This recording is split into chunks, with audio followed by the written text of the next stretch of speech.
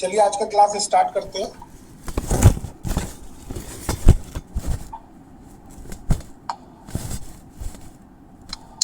कल तक हम लोगों ने प्रोजेक्टाइल मोशन के बारे में थोड़ा थोड़ा समझा था।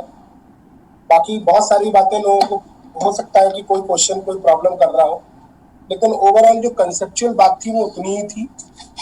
उसके अलावा प्रॉब्लम्स को आप टैकल करना सीखेंगे तब जब आप प्रॉब्लम्स अप्लाई करेंगे। ठीक है,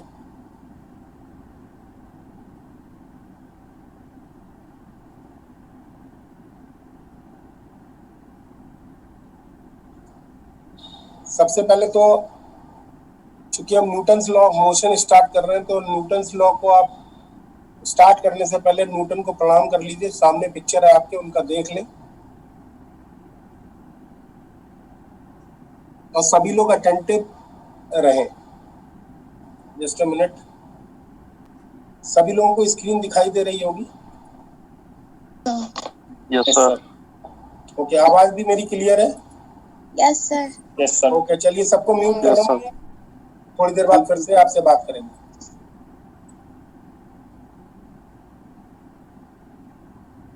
चलिए, सबसे पहले तो न्यूटन्स लॉ के बारे में अगर हम देखें तो बेसिकली बहुत इम्पेरिकल फार्मूलाज में इम्पेरिकल लॉज थे जो कि बहुत कुछ बेस्ड थे ऑब्जर्वेशंस पर। सो न्यूटन्स लॉ एक तरीके से न्यूटन का ऑब्जर्वेशन था, वही हमें ऑब्जर्वेशंस को समझना है। सभी लोग अपनी लाइफ में न्यूटन्स लॉ एक बार, कम से कम एक बार जरूर पढ़े होंगे, क्योंकि एमएससी पास आउट स्टूडेंट है या एमएससी में परस्यूइंग होंगे। न्यूटन्स लॉ पढ़ने के बाद आप लोगों को ये ख्याल आया होगा कि न्यूटन्स लॉ आपको कितने साल पहले आ गए थे, मतलब कब आपकी फीलिंग के अंदर न्यूटन्स लॉ थे। तो बहुत सारे लोग कहेंगे जब हम 9th में थे तब थे, कुछ लोग कहेंगे जब हम 10th में थे तब थे, जब हमें 11th क्लास में पढ़ाया गया तब हमें आया। लेकिन मैं आपको बता दूं कि न्यूटन्स लॉ एक तरीके से कह सकते हैं कि फीलिंग है, और वो आपको तभी आ गई थी जब आप 2-3 साल के थे। किसी 3 साल के बच्चे को भी न्यूटन्स लॉ पता होते हैं, लेकिन वो फॉर्मुलेटेड नहीं होता है। उसको ये पता होता है कि न्यूटन्स लॉ होते क्या है, लेकिन वो न्यूटन्स लॉ के नाम से उन लॉज को नहीं जानता है, क्योंकि नेचुरल लॉज इसकी समझ में आते हैं। अब आप कहेंगे ऐसे कैसे, किसी बच्चे को समझ में कैसे आते हैं? तो मैं आपको बता दूं, फर्स्ट लॉ न्यूटन का आपको पता होगा, लॉ ऑफ इनर्शिया है। Law of inertia, what do you mean bye inertia? सबसे पहले तो बात आएगी इनर्शिया क्या है। तो इनर्शिया बेसिकली क्या है कि अमाउंट ऑफ मैटर मास है, और जितना मास होगा उसके अंदर अपनी पोजीशन को, चाहे वो रेस्ट ऑफ मोशन है, रेस्ट है या मोशन है, जो भी इसकी state of rest, state of motion है, उसको बदलने की प्रवृत्ति, उसकी बदलने का एक तरीके से टेंडेंसी, वो कितनी ज्यादा है उसके अंदर, वही इनर्शिया। तो inertia is basically dependent on mass of the body. किसी बॉडी के अंदर अगर ज्यादा इनर्शिया है, इसका मतलब वो अपनी रेस्ट की पोजीशन में अगर है तो रेस्ट में ज्यादा देर तक रहेगा, और अगर वो मोशन में है तो उसे रोकना मुश्किल होगा। तो इसी पर अगर आप किसी बच्चे को देखेंगे तो आप वो बच्चा समझ जाएगा। जैसे मान लीजिए एक बच्चा खेल रहा है, और खेलते खेलते वो अपने मदर के पास कुछ खाने चला गया या फीड करने चला गया, और अपना खिलौना कहीं छोड़ गया। थोड़ी देर बाद लौटेगा तो वो कहाँ लौटेगा? किसी भी बच्चे को आप देख लेना, वो यही करेगा। थोड़ी देर बाद जब वो लौटेगा तो वो बच्चा कहीं नहीं जाएगा, वहीं जाएगा जहां पे वो अपना खिलौना छोड़ के गया। और अगर वो मिल गया उसे उस जगह पर, तब तो वो खुश होगा। लेकिन जब वो उसे नहीं मिलेगा तो वो कहेगा कि मेरा खिलौना किसने लिया, या फिर वो रोएगा। कहने का मतलब उसे उसे कॉन्फिडेंट है इस बात पे कि उसने जो चीज जहां रखी है वहीं मिलनी चाहिए, और अगर वहां नहीं मिली है तो जरूर किसी ने उस पर कुछ एक्सटर्नली कुछ किया होगा, तभी वो वहां से हटी होगी, अदरवाइज वो हटती नहीं। ये फीलिंग उसके अंदर है। अगर आप मेरी फिलॉसफी को समझ रहे हो, क्योंकि बेसिकली ये जो लॉज थे फिलोसफिकल थे, based on empirical observations. In 1687 Newton published his 3 laws in his Principia Mathematica, है ना। तो न्यूटन्स लॉ बेसिकली कुछ है नहीं, कुछ है मतलब बहुत कुछ है, लेकिन अगर इनकी फीलिंग्स की बात करें तो बहुत ज्यादा नहीं। तो ऑब्वियस है, ये बहुत ऑब्वियस है first law, law of inertia, कि body moves with constant velocity which may be zero unless acted by on by a force. मतलब जब तक उस पर कोई फोर्स नहीं लगेगा तब तक वो कांस्टेंट वेलोसिटी से चलती रहेगी, और अगर जीरो है तो जीरो रहेगी। कम शब्दों में लिखी हुई बात है, आप लोग अपनी कॉपी पे भी नोट कर सकते हैं। हम लोग धीरे धीरे आगे बढ़ेंगे।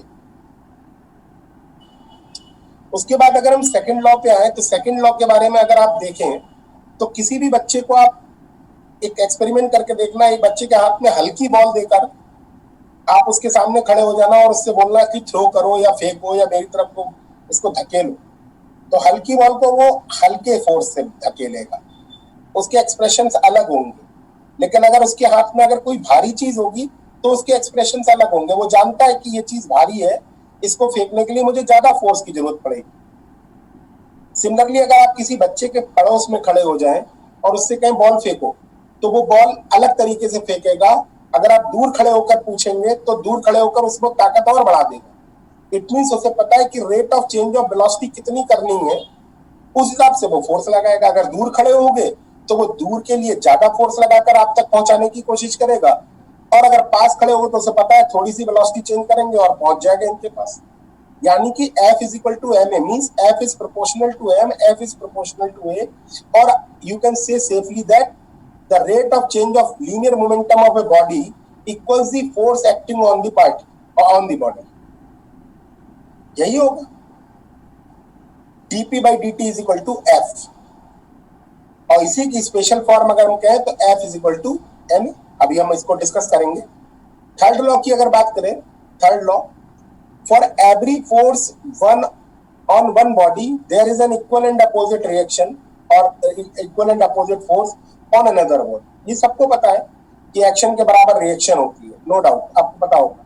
लेकिन किसी बच्चे को भी पता होगा, ये बात आप सोच के देखना कि कोई भी बच्चा ये जानता है कि दीवार पर अगर सर मारेंगे तो उसके सर में चोट लगेगी, अगर वो कहीं पर हाथ मारेगा तो उसके हाथ पर भी चोट लगेगी। और वो कैसे सीख रहा है? ये सब चीजें वो एक्सपेरिमेंट कर करके सीख रहा है। वो पहली बार जब हाथ मारेगा तो उसको नहीं पता होगा उसको चोट लगेगी, लेकिन थोड़े दिनों बाद उसको फीलिंग आ जाती है कि हाँ भाई, अपना हाथ मारने से अपने को भी चोट लगती है। तो कहीं ना कहीं उसके अंदर वो आइडिया भी है कि इक्वल एंड अपोजिट रिएक्शन है, लेकिन वो वेल फॉर्मुलेटेड नहीं होता है। उसके बचपने में वो चीजें बहुत ऐसे नहीं होती कि first law, second law, third law और ये न्यूटन ने दिए।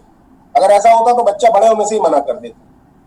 तो कहने का मीनिंग मेरा ये है कि ये लॉज कोई बहुत ऐसे लॉज नहीं है जो आप समझ नहीं सकते, इनको अपनी फीलिंग्स में बैठा नहीं सकते। लेकिन इन तीन लॉज में एक बड़ी खूबसूरत बात छुपी है कि कहीं ना कहीं न्यूटन्स लॉ से ही फोर्स की डेफिनेशन दी गई।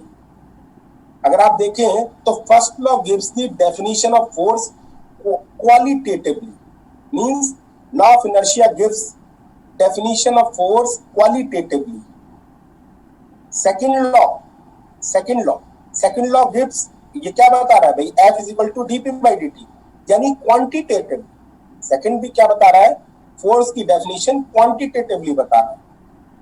और थर्ड लॉ क्या बता रहा है, हाउ फोर्स बिहेव, मतलब उसके साथ अगर आप एक्शन करोगे तो उसके बदले में आपको क्या मिलेगा, what is the behaviour of force, ये थर्ड लॉ बता रहा है। अगर आप फिलोसफिकली बात करें तो आई थिंक आपको तीनों लॉज के बारे में थोड़ा थोड़ा अंदाजा लग गया होगा, बाकी आप लोगों ने पढ़ा भी होगा। एक टर्म यहाँ पे मैंने लिखी है momentum, the amount of motion. Momentum is equal to mb। Why not another expression m square b और mb स्क्वायर या m by b? Why only mb? How can you say that p is equal to mb and how you define momentum?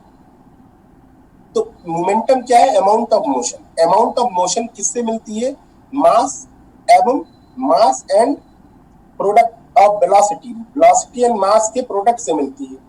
इस बात को आप कैसे समझेंगे भाई, momentum amount of motion. Amount of motion केवल इस बात पर डिपेंड नहीं करती कि वो कितनी तेज मूव कर रहा है, बल्कि वो इस बात पे भी डिपेंड करती है कि उसका मास कितना है। मींस मैं कम शब्दों में कहूं तो 2 किलोग्राम की बॉडी 3 मीटर पर सेकंड से चले, 2 किलोग्राम की बॉडी 3 मीटर पर सेकंड से चले, या 3 किलोग्राम की बॉडी 2 मीटर पर सेकंड से चले, दोनों ही स्थितियों में अमाउंट ऑफ मोशन सेम होगा।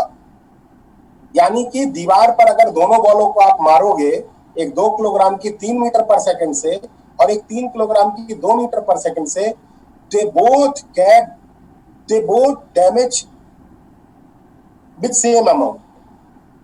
मतलब ये दोनों ही बॉल दीवार को सेम अमाउंट से डैमेज करेंगी। इसलिए हम कह रहे हैं कि momentum is equal to p is equal to m b. तो amount of motion is dependent on mass as well as velocity. And what do you mean by mass? Mass is amount of matter. बहुत सारे लोग पूछते हैं कि मास और wait में क्या अंतर होता है। आप लोगों ने पढ़ा भी होगा 12th क्लास में, 11th क्लास में या 9th क्लास में ही सही, तो बहुत सारे लोग जानते होंगे। मेरा क्वेश्चन आप लोगों से ये है कि क्या मास को आप डायरेक्टली मेजर कर सकते हैं? क्या आप किसी तराजू से, किसी स्केल से, किसी क्या बोलते हैं उसको, स्प्रिंग बैलेंस से क्या आप मास को कैलकुलेट कर सकते हैं या डायरेक्ट एक्सपेरिमेंटली फाइंड आउट कर सकते हैं?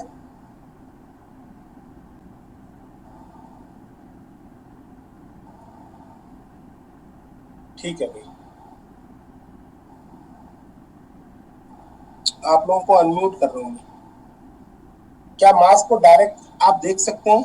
क्या मास को आप कैलकुलेट कर सकते हैं, डायरेक्ट ऑब्जर्व कर सकते हैं कितना है? No sir. डायरेक्ट नहीं कर सकते। आप ग्रेविटी के थ्रू जी से डिवाइड कर कर मास को डिवाइड कर कर डब्ल्यू को जी से आप निकाल सकते हैं। मींस कहने का मीनिंग मेरा ये है कि एक मास तो आप वेट से निकालते हैं, वेट निकाला और उसे जी से डिवाइड कर दिया। जिस भी प्लेनेट पर आपने वेट निकाला उसी प्लेनेट पर जो एक्सेलरेशन ड्यू टू ग्रेविटी है उससे डिवाइड कर कर आपने मास निकाल लिया। इस तरीके से निकाले हुए मास को हम लोग अक्सर नाम देते हैं ग्रेविटेशनल मास। ग्रेविटेशनल मास, हालांकि हम इनकी डिटेल में बहुत नहीं जाएंगे, लेकिन फिर भी बता दें क्योंकि शब्द आएंगे।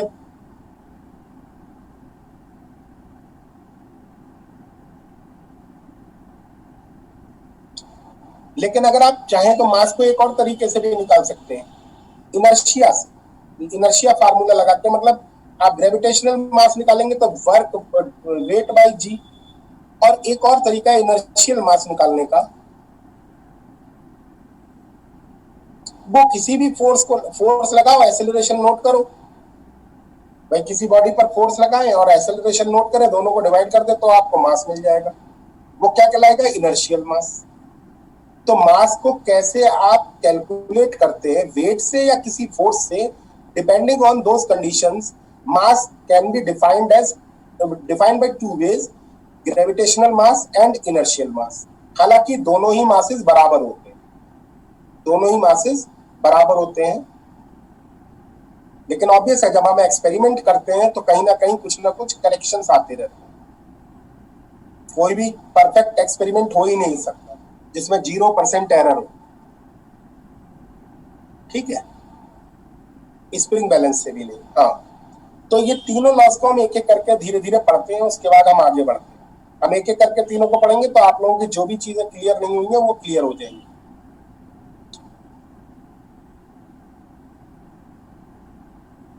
तो फर्स्ट लॉ की बात करें अगर, सबसे पहले the first law gives the qualitative definition of force. First law क्या देता है? Qualitative definition of force. मतलब फोर्स का गुण क्या है, मतलब फोर्स क्या होता है। It also gives the definition of zero force. What do you mean by force whenever it is zero? क्या जीरो फोर्स क्या होता है? जीरो फोर्स क्या होता है? अगर किसी पार्टिकल पर कोई फोर्स ना लग रहा हो तो वो जिस भी स्टेट में होता है, मोशन में होता है या फिर रेस्ट में होता है, वो उसी स्टेट में रहता है। तो it also gives the definition of zero force. It also gives the definition of N inertial frame. Means जिस फ्रेम में ये लॉ सत्य है, जिस फ्रेम में ये लॉ जीरो फोर्स, मतलब जिस फ्रेम में जीरो फोर्स का मतलब कांस्टेंट वेलोसिटी ही है,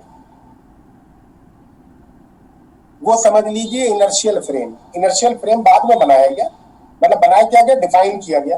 मतलब inertial frames are those frame in which Newton's first law are valid. Next one is the first law does not hold in any arbitrary frame. Means ऐसा नहीं कि first law किसी भी frame में सत्य होगा, होल्ड होगा, है ना। जैसे नॉन इनर्शियल फ्रेम में it is not valid. An inertial frame is defined as the special type of frame in which the first law holds. मतलब एक तरीके का स्पेशल वो फ्रेम जिसमें न्यूटन्स लॉ वैलिड रहते हैं, वो इनर्शियल फ्रेम. समझ आ गई बात? अभी आप लोग कंक्लूड ना करें प्लीज, समझते रहे, उसके बाद हम लोग कंक्लूड भी करेंगे. आप लोगों को अगर कोई डाउट है तो स्लाइड में नंबर नोट कर ले, हम 2 मिनट बाद फिर से आएंगे बैक. उसके बाद आते हैं हम Newton second law. Newton second law क्या है? Newton second law gives the quantitative definition of force. मतलब न्यूटन सेकंड लॉ क्या देता है? क्वांटिटेटिव, मतलब कितना.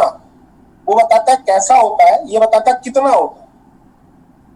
तो कितना होता है ये एक्सपेरिमेंटली देखा गया है कि F is equal to dp/dt होता है, rate of change of linear momentum. जहां कहीं भी मोमेंटम में बदलाव होगा वहां फोर्स होगी, उसके लिए रिस्पॉन्सिबल कौन होगा?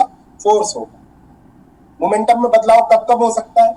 या तो मास बदल जाए, या वेलोसिटी बदल जाए, या दोनों बदल जाए. क्योंकि मास बदला तब भी P बदलेगा, V बदला तो भी P बदलेगा, और M भी बदला तो भी P बदलेगा. ठीक है. तो बेसिकली जो ये दिस इज ऑलवेज ट्रू. अगर आप इनर्शियल फ्रेम में तो इट इज ऑलवेज ट्रू.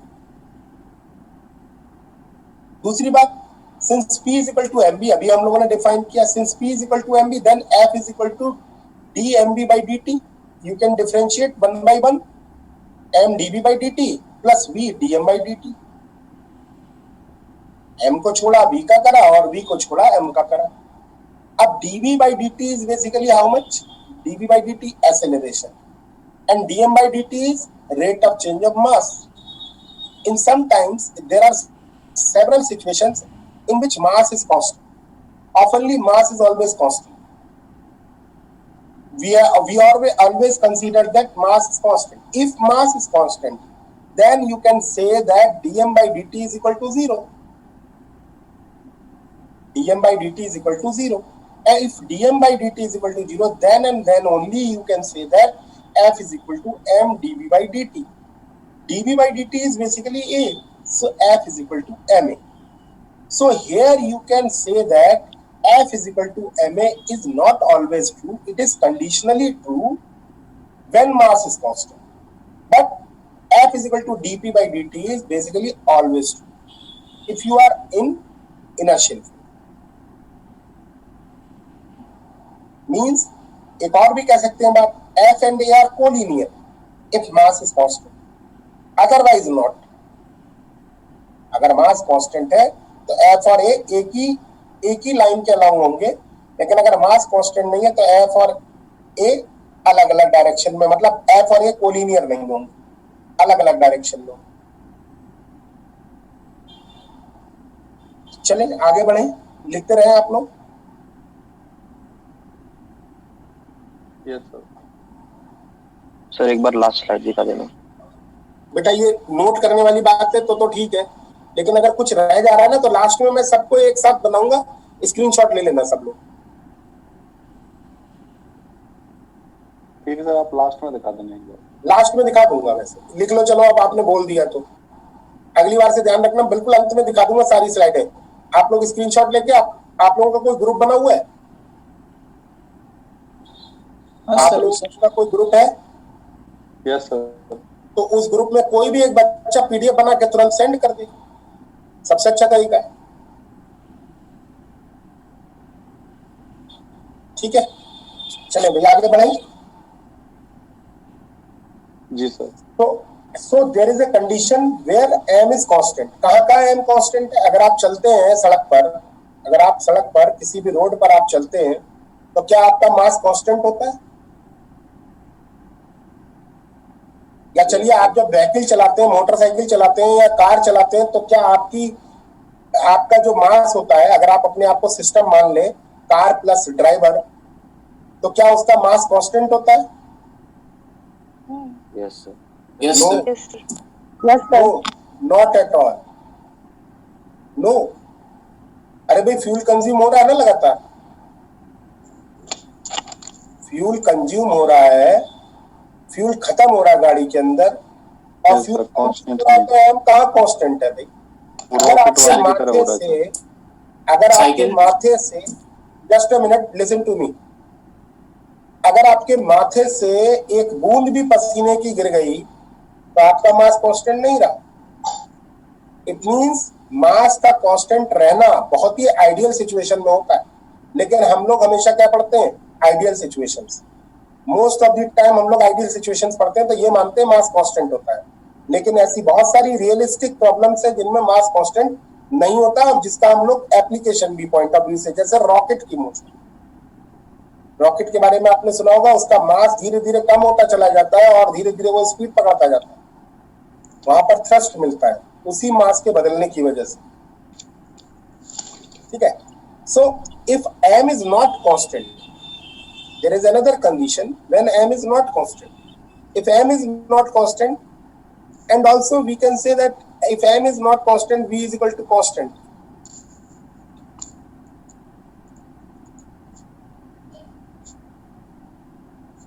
इस लाइन को पहले मैं काट देता हूं, उसके बाद आपको समझाता हूं क्या कहना चाह रहा हूं।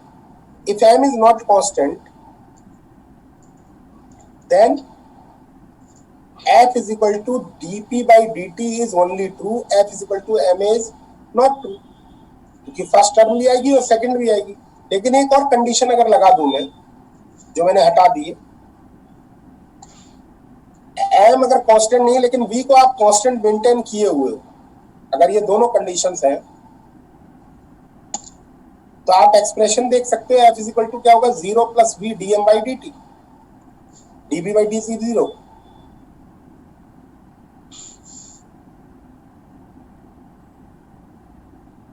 db by dt is 0, so you can say f is equal to b dm by dt। और आपको ये फार्मूला भी याद आ रहा होगा, ये कई जगह पढ़ाया जाता है, कई जगह बताया जाता है कि यही बेसिकली थ्रस्ट भी है, थ्रस्ट का फार्मूला। हालांकि इसके बारे में मैं आपको डिटेल में बताऊंगा बाद में, रॉकेट की मोशन का एक सवाल जब करवाऊंगा तब बताऊंगा, लेकिन f is equal to v dm by dt। अब आप यहाँ देखें जरा, अगर आप इस कंसेप्ट को देखें तो आपको कंफ्यूज कर सकता हूँ। वेलोसिटी कांस्टेंट है तो आप कहेंगे एक्सेलरेशन 0 है, वेलोसिटी कांस्टेंट है इसका मतलब एक्सेलरेशन 0 है। एक्सेलरेशन 0 है तब भी फोर्स नॉन जीरो, तब भी फोर्स नॉन जीरो है, जबकि आपने पढ़ा होगा if a is equal to 0 then f is equal to 0, तो वो तभी सही है ये बातें जब आप f is equal to constant वाली सर्कमस्टांसेस में हो, मतलब जब आपका मास बदल नहीं रहा। I think you all got my point. आगे बढ़ेंगे, अगर मास dm by dt पॉजिटिव, it means there is a increase in mass with respect to time. अगर ऐसा हो रहा है, जैसे मान लीजिए खाली की ट्रॉली है, ट्रॉली के बारे में जानते होंगे आप लोग, एक खाली ट्रॉली है मान लीजिए, और ट्रॉली में लगातार पानी भर रहा है, बारिश हो रही है, बारिश हो रही होगी तो धीरे धीरे ट्रॉली क्या होने लगेगी? भारी होने लगेगी। तो उस वक्त अगर आपको f कांस्टेंट ट्रीट करना है, मतलब आपको v कांस्टेंट रखना है, तो ऑब्वियस है ट्रॉली को ज्यादा ताकत लगानी पड़ेगी इस काम को करते रहने के लिए, क्योंकि धीरे धीरे ट्रॉली भारी हो जाएगी, भारी हो जाएगी तो इंजन को और ज्यादा काम करना पड़ेगा, तो f पैरेलल टू v हो जाएगी और आपको आगे की तरफ को फोर्स और लगाना पड़ेगा। लेकिन अगर dm by dt नेगेटिव है, means rate of change of mass अगर negative, it means mass decreases with time. मान लीजिए अगेन एक ट्रॉली है जिसमें नीचे एक होल है और उस होल में से ट्रॉली में रेत भरा हुआ है, सैंड भरा हुआ है, और उसमें से होल में से सैंड निकल रहा है और ट्रॉली चल रही है, तो आपको फोर्स क्या लगाना पड़ेगा? वेलोसिटी और फोर्स नेगेटिव होगा, मतलब आपको फोर्स की जरूरत नहीं पड़ेगी और आपको क्या करना पड़ेगा? ब्रेक लगाने पड़ेंगे, क्योंकि वरना आगे भागेगी ट्रक, है ना? जितनी हल्की होती चली जाएगी उतना ही ज्यादा। तो कहने का मीनिंग मेरा क्या है? कहने का मीनिंग ये है सिंपली कि मास बढ़ रहा है कि घट रहा है उस पर डिपेंडेंट है। ये हम वेरिएबल मास सिस्टम में आपको 2-3 प्रॉब्लम करवा के आपको समझाएंगे, इसीलिए मैंने ये छोड़ दिया यहीं पर कि वेरिएबल मास सिस्टम जब करवाऊंगा तब बता दूंगा। अभी फिलहाल मास को कांस्टेंट लेके चलते हैं, अभी फिलहाल कांस्टेंट मास लेके चलते हैं, जबकि लास्ट की सिचुएशन जो होगी उसमें हम आपको बताएंगे कि मास अगर वेरी हो तो क्या होगा। किसी को कुछ कहना है यहाँ तक? Any doubt? No sir, I think no. चलिए आगे बढ़ेंगे, देर नहीं लगाएंगे। Newton's third law of motion. This law gives the information how force react. ये लॉ क्या करता है? रिएक्शन बताता है कि इसका क्या परिणाम होगा। अगर तुमने किसी पर फोर्स लगाया तो आपको बदले में क्या मिलेगा। The third law essentially postulates that the total momentum of an isolated system, nothing else in the universe, मतलब अगर आइसोलेटेड सिस्टम का मतलब होता है कुछ भी आपके आसपास नहीं है, है ना, तो total momentum of isolated system is conserve. क्योंकि बजाय अगर आइसोलेटेड सिस्टम में दो पार्टिकल मान लो, एक ने दूसरे पर, दूसरे ने पहले पर अगर फोर्स बराबर और उल्टा लगाया तो नेट फोर्स कितना हो गया सिस्टम पर? जीरो। और नेट फोर्स अगर जीरो हो गया तो नेट फोर्स जीरो होने का मतलब हुआ F is equal to dp by dt होता है। F is equal to zero means dp by dt is equal to zero, यानी P is equal to cost. ऐसा हम कहाँ पढ़ेंगे? कोलिजन में, इसीलिए कोलिजन लिख दिया है भाई। आप देखें F is equal to cost, zero होता है कोलिजन में एक्सटर्नल फोर्स, इसीलिए मोमेंटम क्या रहता है? कंजर्व। तो कोलिजन वाला भी मैं आपको चैप्टर पढ़ाऊंगा, तो वहां पर हम लोग डिस्कस करेंगे, इसलिए यहाँ इसको भी छोड़ देते हैं। This is not always valid, ये जरूरी नहीं है हर जगह वैलिड हो। और वो कौन कौन सी जगह होंगी? जहां पर force, it holds for forces of pushing and pulling type. जहां पर फोर्स पुल और पुश वाली बात होगी वहां तो ठीक है, लेकिन कई जगह फोर्सेस अलग तरीके के होते हैं। जैसे एक बड़ा सुंदर एग्जाम्पल है, it is not valid in electrodynamics. और आपने पढ़ा भी होगा मैग्नेटिक फोर्सेस के बारे में। मैग्नेटिक फोर्सेस क्या होते हैं? अगर दो वायर्स हैं, जैसे मैं आपको एक सिचुएशन दिखा देता हूं, it fails for magnetic forces. नीचे वाली लाइन देखिए आप लोग, तो ये फेल हो जाता है मैग्नेटिक फोर्सेस में। तो देखें कैसे, जैसे मान लीजिए करंट, दो करंट कैरिंग कंडक्टर ले लेते हैं। Let us consider two current carrying conductors in which similar currents will flowing. Similar currents is flowing. तो सिमिलर करंट एक दूसरे को क्या करती है? अट्रैक्ट, आपको पता ही होगा। और उसका फार्मूला भी आप लोगों से अभी मैं पूछूं तो आप बता ही दोगे। किसी को याद है? Mu upon mu not I square by 2a, ऐसे कुछ डिस्टेंस टू इनमेंट होता है सर। हाँ, mu naught upon 4 upon 2a ऐसा कुछ होता है। 2 पता है आपको? Mu naught I1 I2 by 2 pi d। कहां से निकलता था याद है? बाय-सेवर्ट लॉ से। Overall doesn't matter. लेकिन अगर ये देखो इक्वल एंड अपोजिट फोर्सेस लग रहे हैं, नहीं लग रहे? लेकिन यही अगर वायर्स क्या हो जाए, टेढ़े हो जाए, मान लीजिए पैरेलल ना रहे, पैरेलल करंट कैरिंग कंडक्टर ना होके क्या हो जाए, थोड़े से इंक्लाइन हो गए, उस सिचुएशन में क्या होगा? पहले वायर पे फोर्स लगेगा वायर के परपेंडिकुलर, दूसरे वायर पे फोर्स लगेगा दूसरे वायर के परपेंडिकुलर। यही तो होता है right hand Fleming's right hand thumb rule. क्या मेरी बात से सहमत है? Yes sir. Yes sir. इस सिचुएशन में बराबर मात्रा में फोर्स जरूर लग रहे हैं। सेकंड सिचुएशन, यहां पर न्यूटन्स लॉ वैलिड है।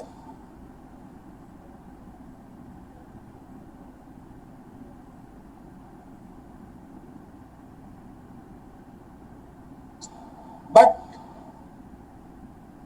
यहां नहीं, इक्वल एंड अपोजिट नहीं। तो न्यूटन्स लॉ आप लोगों ने अगर ईएमटी पूरी पढ़ ली, आप लोगों ने ईएमटी नो सर। कितना पढ़ा? फैराडेज लॉ वगैरह पढ़ी? पूरा किया है। अभी शुरू हुआ है सर मैग्नेटोस्टैटिक्स। अच्छा, तो उसमें ग्रिफिथ्स आपने पढ़ रहे होंगे लगातार साथ में। ग्रिफिथ के कई क्वेश्चंस में ये ब्रैकेट में कई जगह लिखा होगा, आपने देखा होगा कि न्यूटन थर्ड लॉ या फेल हो गया क्या, बार बार पूछते हैं। किसी को याद है ये वाली बात कहीं पूछी गई? Yes, sir. तो वहां पे आप एक्सप्लेनेशन देते हो कि क्या वजह रहती है, क्योंकि ये फोर्स पुलिंग और पुशिंग टाइप का नहीं है, इसलिए यहाँ पर ये फेल हो जाता है ना।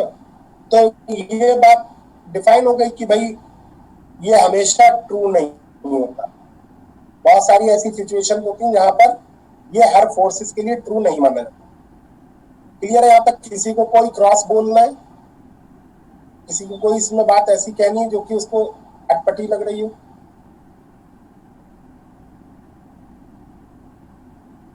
सब लोगों से गुजारिश है, अभी जितने भी पार्टिसिपेंट हैं प्लीज आप रुके रहें क्लास में, बीच में छोड़ छोड़ के ना जाए। चले भाई आगे बढ़े। तो चैट मुझे आज दिखाई नहीं दे रही है, दिखाई दे रही है लेकिन देर में अपीयर हो रही है, ऐसा पता नहीं क्यों हो रहा है। हाँ सर।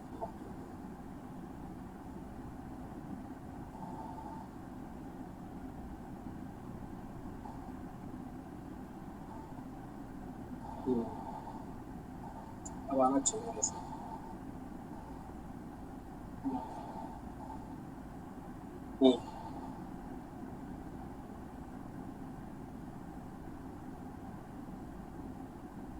ग्रेविटेशनल में फॉलो नहीं होता।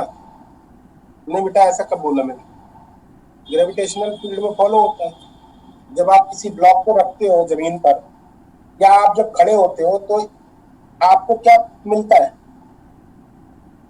आप क्या लगाते हो उस पर? जब आप खड़े होते हो जमीन पर तो आप वेट लगाते हो नीचे mg, और जमीन आपके ऊपर क्या लगाती है? नॉर्मल रिएक्शन, जो आपको फील होती है। फील होती है आपको, क्या फील होता है? आपको अपना वेट फील होता है? आपको अपना वेट फील होता है या नहीं? नहीं होता सर। अपना वेट कभी फील नहीं होता। हमें वेट के रिएक्शन हमें फील होती है, क्योंकि वेट हमारा किसको फील होगा? अर्थ।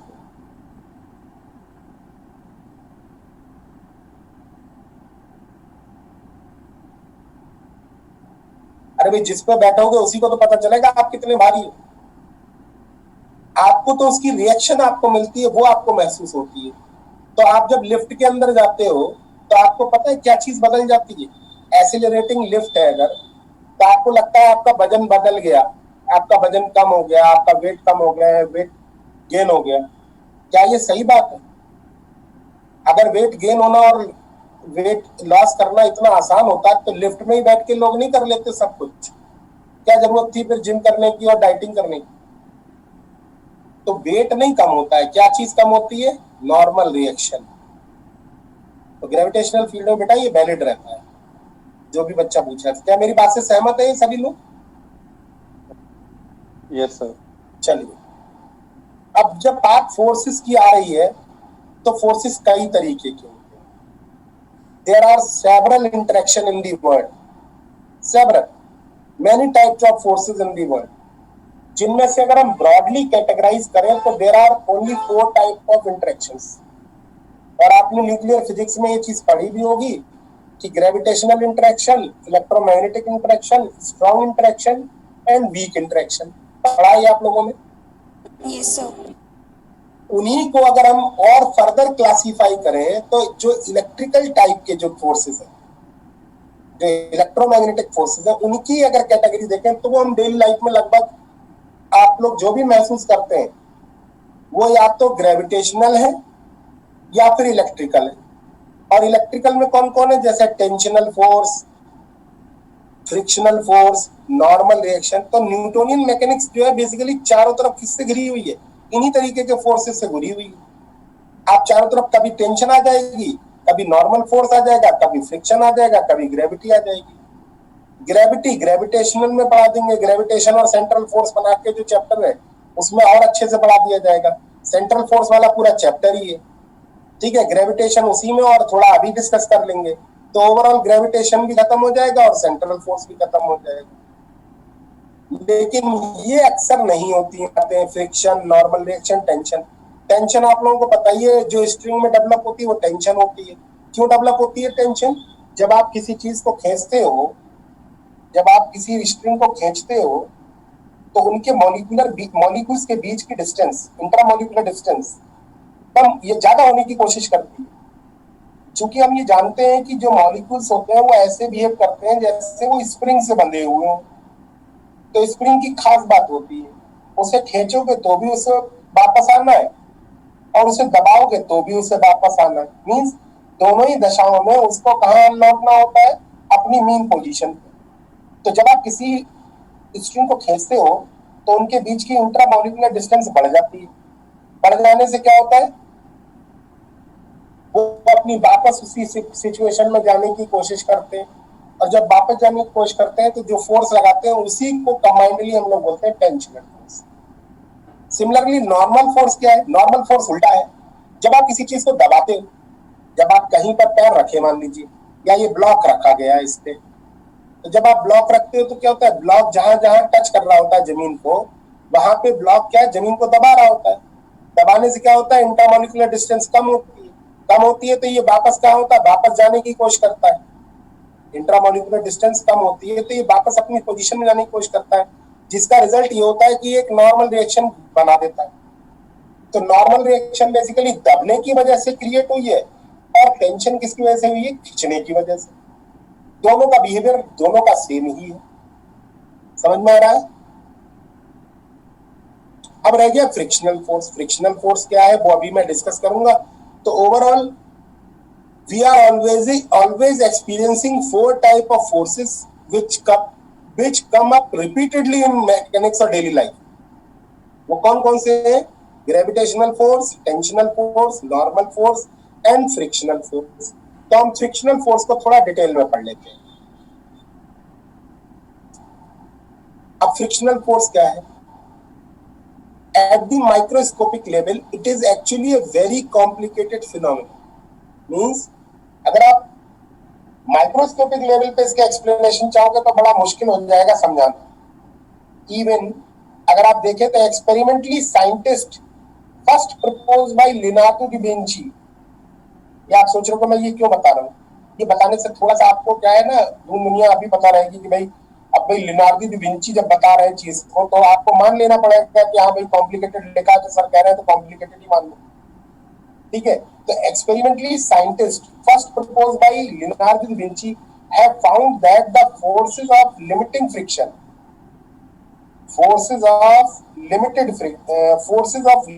Friction both static and kinetic are proportional to normal force acting on the block। या आप लोगों ने पढ़ा होगा लिमिटिंग फ्रिक्शन का जो लॉ होता है वो क्या है, लॉ ऑफ लिमिटिंग फ्रिक्शन। और सबसे पहले लियोनार्डो दा विंची ने क्या किया, प्रपोज किया एक्सपेरिमेंटली, और ये देखा कि भाई जो फ्रिक्शनल फोर्स डेवलप होगा वो नॉर्मल रिएक्शन के प्रोपोर्शन में होगा। यानी limiting friction is proportional to n। It means limiting friction is equal to n mu n, where mu is a constant which is called coefficient of friction। इतनी बात तो आप लोगों ने लर्निंग्स में ही पढ़ी होगी। अब शब्द आता है एक दिमाग में कि लिमिटिंग क्यों लिखा हुआ है। अगर ये लिमिटिंग शब्द ना लिखे और केवल फ्रिक्शन लिखे तो क्या ये बातें सत्य नहीं है। और what do mean by limiting, तो व्हाई टर्म लिमिटिंग, इसका जवाब ढूंढते हैं। चलिए सबसे पहली बात, एक एक्सपेरिमेंट परफॉर्म करते हैं। अभी मैं वापस इस स्लाइड पे लौटूंगा। सबसे पहले देखें, मान लीजिए एक ब्लॉक है जिसपे एक फोर्स लगा रहे हैं Fa, और फ्रिक्शनल फोर्स पीछे की तरफ को डेवलप हो रहा है Fr, और नॉर्मल रिएक्शन में N, नीचे की तरफ को Fg भी होगा, वो मैंने दिखाया नहीं। चलो अगर आपको लगता है दिखा देंगे। ठीक है, ये फोर्सेस इस पे लग रहे हैं। अब Fa को आपको क्या करना है, बढ़ाना है, और Fr को नोट करना है। तो मैंने एक रफ डेटा देने की कोशिश की समझाने के लिए कि मैंने क्या किया, Fa को 0 रखा, मतलब कोई फोर्स नहीं लगाया। तो आप बता सकते हैं फ्रिक्शनल फोर्स कितना लगा होगा? कुछ भी नहीं। आप अगर कोई फोर्स नहीं लगाएंगे तो फ्रिक्शनल फोर्स भी कुछ भी नहीं होगा। और जो लोग कह रहे हैं कुछ नहीं के अलावा कुछ और, मान लीजिए वो कह रहे हैं कि म्यू एन या कुछ भी नॉन जीरो चीज, तो आप खुद सोच के देखो, अगर इसका मतलब होता कि इस पे नेट फोर्स काम करने लगता, मान लीजिए 4 ही होता, यहाँ कुछ नहीं होता, तो नेट फोर्स किधर लगने लगता, पीछे की तरफ को, बॉडी क्या होती, भागने लगती। क्या आपके सामने पड़ी हुई चीजें जो आपको दिख रही हैं अभी कमरे के अंदर, क्या वो भाग रही हैं? क्या वो भाग रही हैं? No sir. छुए भाग रही हैं? बिना छुए आपके घर में जो मोबाइल रखा हुआ वो भाग रहा है? नहीं। No sir. क्यों नहीं भाग रहा? क्योंकि ना फोर्स है अप्लाइड, ना फिर इस पे फ्रिक्शनल फोर्स है, तभी नहीं भाग रहा हो। अच्छा, आप उसी जिस टेबल पे आप लोग बैठे हुए ये क्लास ले रहे हो, उसी टेबल पे हल्का सा हाथ मार के देखो, हल्का सा, मतलब हल्का सा हाथ रख लो बस, मतलब उसे खिसकाने के लिए, लेकिन खिसकाना नहीं, हल्का सा हाथ रखो, ताकत लगाने की थोड़ी सी कोशिश करो, आप देखोगे तब भी आपकी टेबल खिसकेगी नहीं, हल्का सा फोर्स लगाएंगे। मींस अगर आप अप्लाइड फोर्स को आप बढ़ाएं, जैसे मैंने यहाँ दिखाया 0 से 1 कर दे, तो नेट फोर्स तब भी 0 रहेगा, तभी तो वो खिसक नहीं रही है। ऐसा क्यों हो रहा होगा? क्योंकि उतना ही फ्रिक्शनल फोर्स अपोजिट डायरेक्शन में डेवलप हो गया होगा। आपने से 1 किया, ये भी 1 हो गया, आपने से 2 किया, ये भी 2 हो गया, आपने से 3 किया, ये भी 3 हो गया, आपने से 4 किया, ये भी 4 हो गया। मींस आप जैसे जैसे अप्लाइड फोर्स को बढ़ा रहे हैं, फ्रिक्शनल फोर्स भी उसी रेशियो में बढ़ता जा रहा है, और जिससे नेट फोर्स 0 होता जा रहा है और आपकी बॉडी खिसक नहीं रही। लेकिन अगर यही कंटिन्यूस प्रोसेस रखें तो आप थोड़ी देर बाद खिसका भी लोगे, अपनी टेबल पे और ताकत लगाओगे तो थोड़ी सी खिसकेगी। होगा या ऐसा नहीं होगा? ऐसा कब होगा? यानी ये है ग्राफ जो बनाया है, ये ग्राफ बता रहा है कि जितना भी आप फोर्स लगा रहे हैं उतना ही फ्रिक्शनल फोर्स डेवलप हो जा रहा है, जिस वजह से बॉडी रुकी हुई है। लेकिन जैसे ही आपने क्या किया, एक लिमिट तक बढ़ा फ्रिक्शनल फोर्स। अब मान लीजिए लिमिटिंग फ्रिक्शन को मैंने दिखाने की कोशिश की, ब्राउन कलर की उससे दिखाया। अब मैंने इस फ्रिक्शनल अप्लाइड फोर्स को जरा सा और बढ़ाया, 4.1 किया फॉर एग्जांपल, तो देखा आपने कि ये 3.9 हो गया, मतलब थोड़ा सा कम हो गया। फिर 4.2 करा तब भी 3.9 रहा, 5 करा तब भी 3.9 रहा, मतलब फ्रिक्शनल फोर्स 0 से लेके लिमिटिंग वैल्यू तक बढ़ा और फिर हल्का सा कम होके कांस्टेंट हो गया, जो कि ग्राफ में इस तरीके से दिखाने की कोशिश की। क्योंकि अब फ्रिक्शनल फोर्स कम है और अप्लाइड फोर्स ज्यादा है, तो बॉडी क्या होगी, आगे की तरफ को खिसकने लगेगी, तब बॉडी मोशन में आ जाएगी। तो जितनी देर तक ये रेस्ट में है उस तक जो फ्रिक्शनल फोर्स लग रहा है वो है स्टैटिक फ्रिक्शन, और जब ये बॉडी मोशन में आ जाएगी तो उसको हम बोलेंगे क्या, डायनेमिक फ्रिक्शन या kinetic friction. Kinetic friction is equal to mu k N. Coefficient of friction क्या है, म्यू के एन। ये रहा, मैंने लिख दिया म्यू के एन। और जो डायनेमिक, जो स्टैटिक फ्रिक्शन है, उसकी जो पीक वैल्यू है वो है mu s N. S stands for static, k stands for kinetic. तो कह सकते हैं आप लोग क्या कि ये जो सेल्फ एडजस्टिंग नेचर का होता है फ्रिक्शनल फोर्स, एक 0 से लेके एक लिमिटिंग वैल्यू तक बढ़ता है और फिर कांस्टेंट हो जाता है। तो लियोनार्डो दा विंची जो थे, उन्होंने ये जो लॉ बताया वो बताया किसके लिए, लिमिटिंग फ्रिक्शन के लिए। ये नियम किसके लिए बताया, लिमिटिंग फ्रिक्शन के लिए। अब मुझे आप बता सकते हैं स्टैटिक फ्रिक्शन कितना डेवलप हुआ बॉडी में, कितना डेवलप हुआ? अप्लाइड फोर्स जब 0 था, 0 से लेकर कहां तक, एक limiting friction mu s N तक, इतनी दूर तक जो भी कुछ है वो क्या है, स्टैटिक फ्रिक्शन। Static friction. मतलब यहां से लेके यहां तक जो भी वैल्यू है वो सब स्टैटिक फ्रिक्शन, और केवल ये पर्टिकुलर वैल्यू ये क्या है, डायनेमिक फ्रिक्शन या काइनेटिक फ्रिक्शन। तो डायनेमिक और kinetic friction is mu F के is equal to mu k N. M I correct और नॉट? बहुत अच्छी बात बता रहा हूँ। आप लोगों को लग रहा होगा बड़ी छोटी बात चल रही है, लेकिन इसमें सवाल उलझा देते हैं लोग। बहुत इंपॉर्टेंट बात है, बहुत important. The value of mu k and mu s depends on the nature of surfaces in contact, but mu k is generally less than mu s. Kinetic friction जो होता है वो थोड़ा कम होता है स्टैटिक फ्रिक्शन की तुलना में, और ये बात आप महसूस भी कर सकते हैं अगर आप लोग देखते होंगे चलती हुई चीज को चलाए रखना आसान होता है अपेक्षाकृत रुकी हुई चीज को चलाना। जैसे अगर आप एक कार में बैठे हुए या फिर आप एक रिक्शे में बैठे हुए, तो अक्सर आप लोगों ने देखा होगा जब कई सारे लोग बैठ जाते हैं रिक्शे में, तो रिक्शे वाले को थोड़ा हेल्प करने के लिए थोड़ा धक्का दे दिया जाता है, जिससे कि वो किस में आ जाए, इस रीजन को पार कर जाए। किस रीजन को? इस रीजन को पार कर जाए, वो अपने लिमिटिंग फ्रिक्शन तक आ जाए। उसके बाद लोग कूद कर चढ़ जाते हैं रिक्शे पर, जिससे क्या होता है, उसको थोड़ा कम फोर्स लगाकर उसे खींचने में आसानी हो जाती है। अब डायनेमिक फ्रिक्शन क्या होता है? डायनेमिक फ्रिक्शन मतलब, डायनेमिक मतलब कई तरीके का हो सकता है। अब कई तरीके का कौन कौन सा? स्लाइडिंग हो सकता है, स्लाइडिंग फ्रिक्शन। अगर बॉडी रोल कर रही है तो रोलिंग फ्रिक्शन। तो देखा गया है rolling friction is much lesser than any other type of dynamic friction. Rolling friction क्या है? किसी भी तरीके के डायनेमिक फ्रिक्शन से काफी कम होता है। जब चीज रोल करनी होती है तो आसानी से रोल हो जाती है, क्योंकि उसका पॉइंट ऑफ कांटेक्ट रेस्ट में ही रहता है ड्यूरिंग रोलिंग। मेरी बात को ध्यान से सुनना, बहुत इंपॉर्टेंट बात फिर बोल रहा हूं। During rolling point of contact लगभग रेस्ट में ही होता है। ये दिखाने की कोशिश भी की है मैंने, वो देखें आप जरा। प्योर रोटेशन अगर हो रहा होता है, जैसे आप थोड़ा समझने की कोशिश करना, मेरी हर बात पे ध्यान देना। आप लोग घर में साइकिल होगी, साइकिल को स्टैंड पे लगा दो, स्टैंड पे लगा के घुमा दो, स्टैंड पे लगा के पीछे वाले पहिए को घुमा दो, क्या होगा? प्योर रोलिंग होगी, प्योर रोटेशन होंगे, प्योर रोटेशन। और प्योर रोटेशन में क्या होगा? ये इधर लगेगा, ये इधर लगेगा, ये इधर लगेगा। वही प्योर रोटेशन इसे ही तो बोलते हैं। ये रेड कलर का दिखाया है pure rotation. R omega tangential velocity होगी उसके अंदर, केवल नहीं होगी। मैं दिखाने की कोशिश कर रहा हूं, एक मिनट।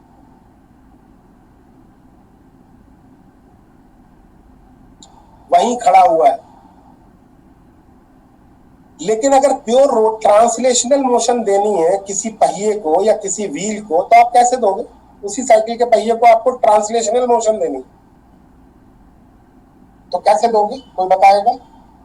उसके पॉइंट ऑफ कांटेक्ट को रखते हैं सर, उसके ब्रेक मार देंगे और उसको धक्का दे देंगे। Very good. उसके पहले जो व्हील है उसको जाम कर लेंगे, या तो लॉक लगा देंगे, लॉक लगा के उसके बाद उसको खचेड़ देंगे, मतलब उसको धक्का देंगे इस तरीके से कि उसका व्हील घूमे नहीं, बस फिसले, है ना। फिसलते वक्त आप बताएं, फिर तो ये ब्लॉक हो गया एक तरीके का। ब्लॉक हो गया मतलब फिसलती हुई चीज में तो सारे पॉइंट की वेलोसिटी किधर होगी? आगे की तरफ को ना। फिसलती हुई चीज में वेलोसिटी कहां की तरफ होगी? आगे की तरफ को नहीं, हर जगह कोई भी पॉइंट। यानी कि जो इसका हर कोई भी पॉइंट, चाहे सरकमफ्रेंस का, चाहे इसके एक्सिस का, सारे पॉइंट क्या होंगे? आगे की तरफ को भाग रहे होंगे। ये ब्लू कलर के जो वेक्टर दिखाए गए हैं, ये इसकी प्योर ट्रांसलेशनल मोशन का दिखाया गया है। आप पीछे देखें और आगे देखें। अब क्या करो, साइकिल को स्टैंड से उतार दो और ताले को हटा दो, ब्रेक हटा दो और चलने दो उसे। खुशी से चलती है। क्या होता है उसके साथ? चलती भी है और घूमती भी, मतलब उसको बोलते हैं रोलिंग। आगे बढ़ रही है और घूम भी रही है। देखा आपने किसी ने रोल होते हुए पहिया? जिन लोगों ने नहीं देखा है वो किसी और कैंडिडेट से बात कर रहे होंगे, वरना आप सड़क पर देख लेंगे सारी चीजें रोल ही कर रही। ठीक है, तो रोल जब करेगी तो जो वेक्टर आगे की तरफ को है वो देखें आप ध्यान से, वो जुड़ जाएंगे,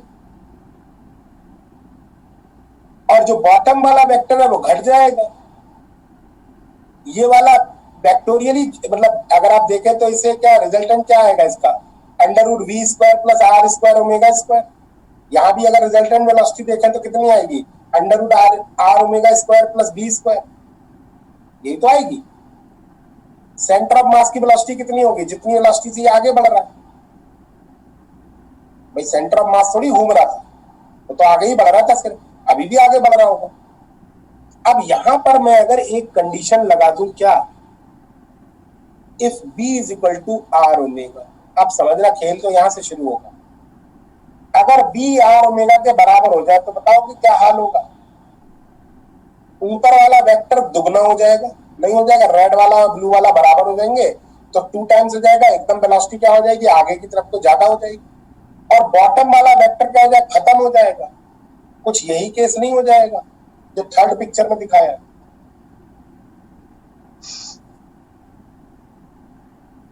अगर सेंटर ऑफ मास की velocity B C O M है तो ऊपर वाले की दुगनी हो जाएगी और नीचे वाले की 0 हो जाएगी। यानी इस कंडीशन को हम लोग बोलते हैं परफेक्ट रोलिंग। इस कंडीशन को हम लोग बोलते हैं परफेक्ट रोलिंग। और हम लोग कोशिश करते हैं अपने जीवन में कि रोलिंग हो लेकिन परफेक्ट हो। परफेक्ट रोलिंग में क्या होगा, पॉइंट ऑफ कांटेक्ट रेस्ट में रहेगा। पॉइंट ऑफ कांटेक्ट रेस्ट में रहेगा तो फ्रिक्शन मतलब ही नहीं है। जब कोई चीज रगड़ेगी ही नहीं, जब कोई रबी नहीं होगी चीज, तो फिर फ्रिक्शन भी मिनिमाइज हो जाएगा बहुत। उस मिनिमाइज फ्रिक्शन को बेसिकली हम लोग बोलते हैं rolling friction. Similarly, rolling friction is also equal to mu r into n, where mu r is called coefficient of rolling friction.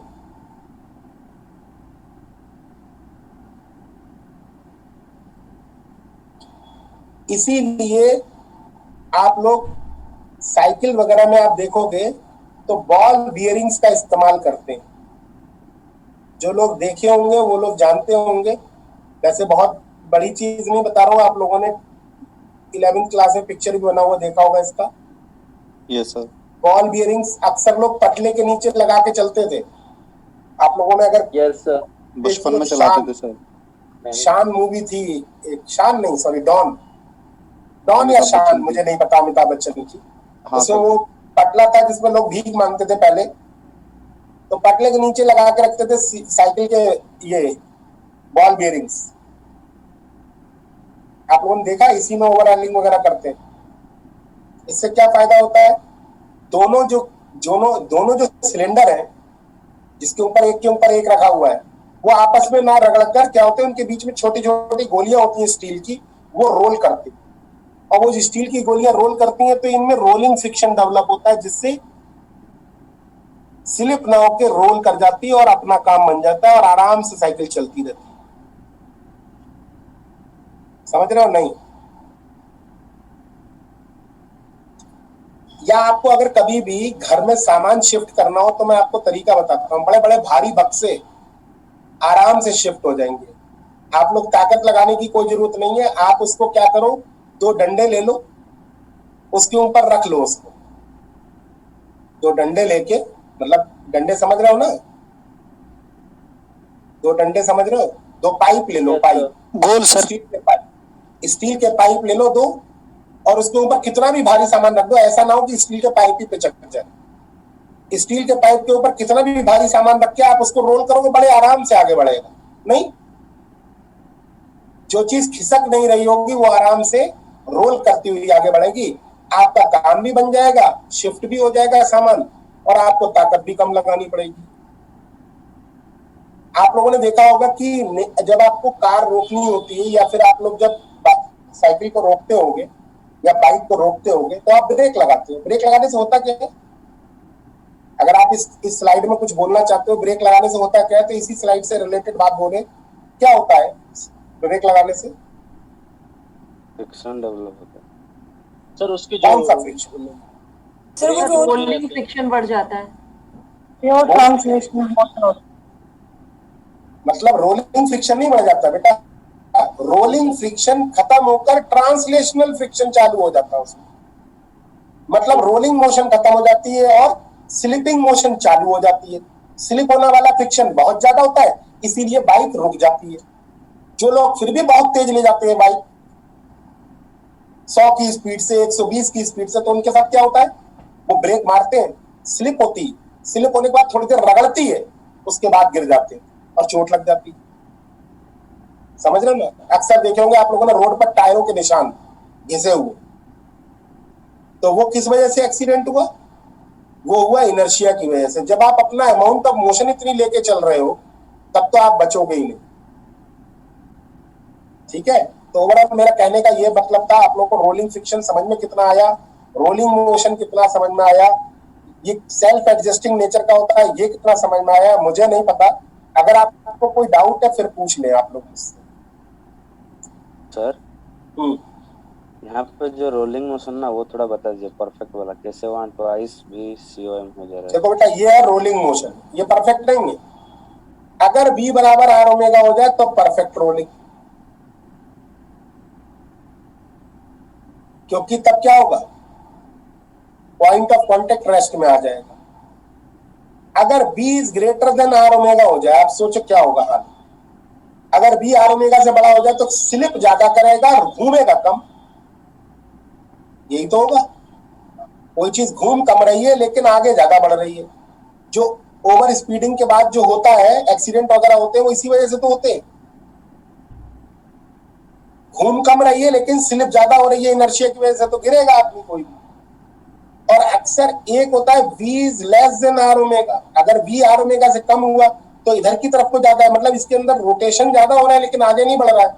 तो कभी आप लोगों ने ट्रैक्टर वगैरह से अगर खेतों के अंदर देखा हो, ट्रैक्टर से जुताई होती है जब खेतों में, आप लोगों ने हो सकता है कभी खेत भी ना देखे हो, बहुत सारे लोगों ने देखे भी होंगे। देखे हैं सर। पहिए स्लिप हो जाता है सर, कीचड़ में पहिए स्लिप होने लगता है गोल गोल।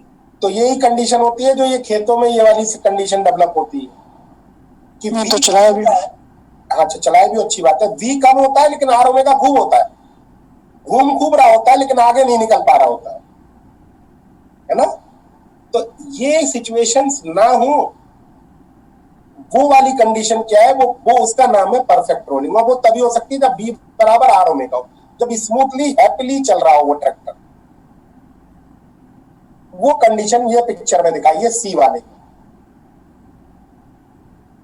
मेरी बात से सहमत है आप लोग?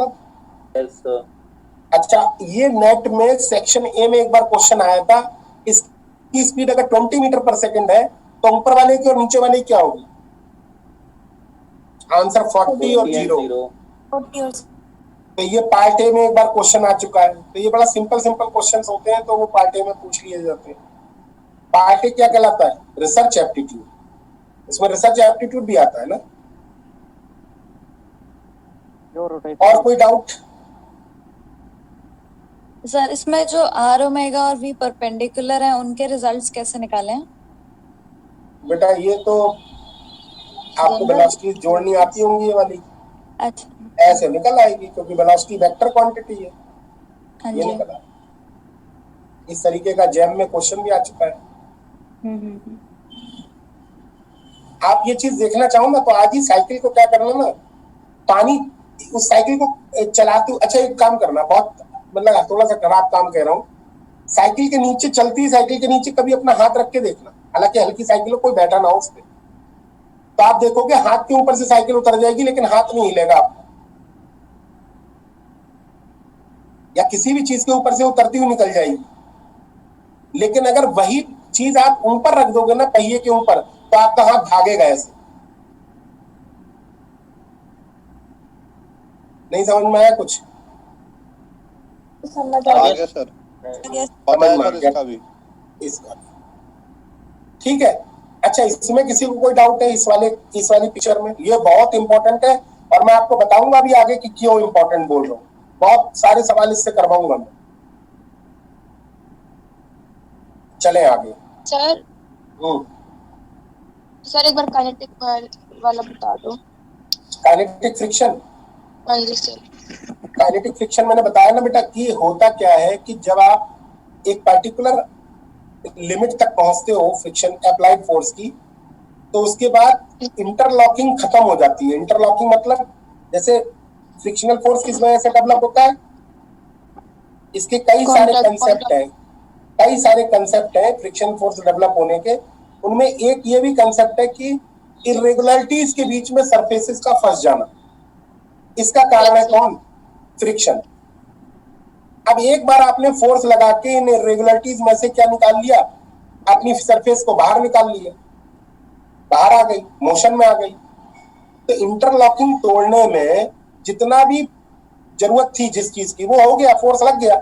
उसके बाद उस इंटरलॉकिंग को होने नहीं देते मोशन के दौरान, तो कम फोर्स में काम चल जाता है। इसलिए काइनेटिक फ्रिक्शन जो होता है वो लिमिटिंग फ्रिक्शन मतलब स्टैटिक फ्रिक्शन से थोड़ा कम हो जाता है। बात समझ में आ गई? Okay thank you sir. चले भाई, अब टाइम नहीं निकालेंगे, आगे बढ़ेंगे तुरंत ही। तो basically this is called rolling condition. If v is equal to r omega, it is called perfect rolling. It is also mentioned as rolling condition. ये मैं कब आपको बताऊंगा, जब मैं क्लासिकल मैकेनिक्स पढ़ाऊंगा। और जो आप लोग पूछ रहे थे मुझसे क्या क्या, वो देखो under root b two root two भी आएगा, ये अंडर रूट टू भी आएगा, ये 0 आएगा, ये v आएगा और ये 2 भी आएगा। सही लिखा है? Where v is the velocity of cm. If v is greater than r omega, rolling with slipping, इसको बोलते हैं रोलिंग विद स्लिपिंग, है ना? स्लिप भी हो रहा होगा, रोल भी हो रहा होगा। आगे बढ़ते हैं। अब अक्सर आप क्या करोगे, ये तो हो गया रोलिंग। मैंने फोर्सेस के बारे में डिस्कशन कर दिया आप लोगों से। फोर्स क्या होते हैं, फोर्स की डेफिनेशन क्या होती है, जीरो फोर्स क्या होता है, फोर्स कितना होता है, फोर्स कैसे बिहेव करता है, कौन कौन से फोर्स होते हैं, कौन कौन से हमारे मैकेनिक्स में फोर्सेस से पल्ला पड़ेगा, मतलब हम लोगों को कौन कौन से फोर्सेस को फेस करना पड़ेगा, वो हमने डिस्कशन कर दिया। सीक्वेंस से चला रहा हूं बिल्कुल मैं, अगर आप ध्यान से समझेंगे तो आपको बहुत मजा आएगा। अब बात करते हैं सर्कमस्टांसेस की। अक्सर आप दो जगह होंगे, या तो चीजें रुकी हुई होंगी या चल रही होंगी, है ना? और क्या हो रहा होगा, या तो जो कुछ होगा आप कमरे में नजर डाल के देख लो, दुनिया में नजर डाल के देख लो, या तो रुका हुआ होगा या चल रहा होगा। तो जो रुका हुआ होगा उसकी स्टडी अगर करनी है तो वो स्टैटिक्स है बेसिकली ब्रांच। और स्टैटिक्स क्या है, क्या स्टैटिक्स का प्रिंसिपल है वो आप समझें, और जब चल रहा होगा तब भी बात करेंगे। तो स्टैटिक्स क्या है, the net external force acting on A system. System means what, जो भी आप डिस्कस करने जा रहे हो, सिस्टम वो है जिसको आपको स्टडी करना है। जैसे मान लीजिए बोट और पर्सन की प्रॉब्लम है, एक पर्सन है बोट पर चढ़ा हुआ है ना? तो सिस्टम कौन हुआ, बोट प्लस पर्सन, भाई यही तो सिस्टम हुआ। अगर आप मान लीजिए एक लिफ्ट में है तो सिस्टम कौन हुआ, लिफ्ट और आप। Okay, the net external force acting on system must be zero and net external torque acting on the system must be zero। मतलब स्टैटिक्स का प्रिंसिपल क्या है, ये प्रिंसिपल है कि केवल फोर्सेस ही जीरो कर देने मात्र से कोई चीज रुक नहीं जाती, टॉर्क को भी जीरो करना पड़ता है। आप इस बात से सहमत हैं? क्योंकि अगर फोर्स जीरो हुए, नेट फोर्स जीरो हुए तो चीजें घूम सकती हैं, नेट टॉर्क जीरो हुआ तो चीजें चल सकती हैं। लेकिन जब दोनों जीरो होंगे तो ना कोई चलेगा ना कोई घूमेगा। क्या कोई आपको ऐसी सिचुएशन पता है जब नेट फोर्स जीरो हो और नेट टॉर्क कुछ हो? डाइपोल इलेक्ट्रिक फील्ड में रखते हैं। तो डाइपोल इलेक्ट्रिक फील्ड में रखते हैं, कौन सी इलेक्ट्रिक फील्ड में? यूनिफॉर्म यूनिफॉर्म इलेक्ट्रिक फील्ड में। क्योंकि अगर नॉन यूनिफॉर्म होगी तो ये कंडीशन नहीं होगी, फोर्स लग जाएगा, फोर्स लग जाएगा। सर मैग्नेटिक फील्ड में भी सेम रहता है ना सर, मैग्नेटिक डाइपोल जो होता है? हाँ बिल्कुल सेम चीज ये था। ओवरऑल आपने ऐसा देखा होगा, मैकेनिक्स में आपने कहीं देखा है जहां पर नेट फोर्स भी जीरो हो और टॉर्क जीरो ना हो? नेट फोर्स जीरो हो टॉर्क जीरो ना हो। अभी किसी बच्चे ने बोला था फैन। आपके घर में जो पंखा लटका हुआ है सीलिंग फैन, वो देखो वहीं घूम रहा होगा बेचारा, घूम रहा है ना, आपकी सेवा में तत्पर है। फोर्स नहीं लग रहा इसलिए वहीं है, अगर फोर्स लग रहा होता तो भागते भी हैं पंखे बहुत। टॉर्क नॉन जीरो इसलिए घूम रहा है आराम से।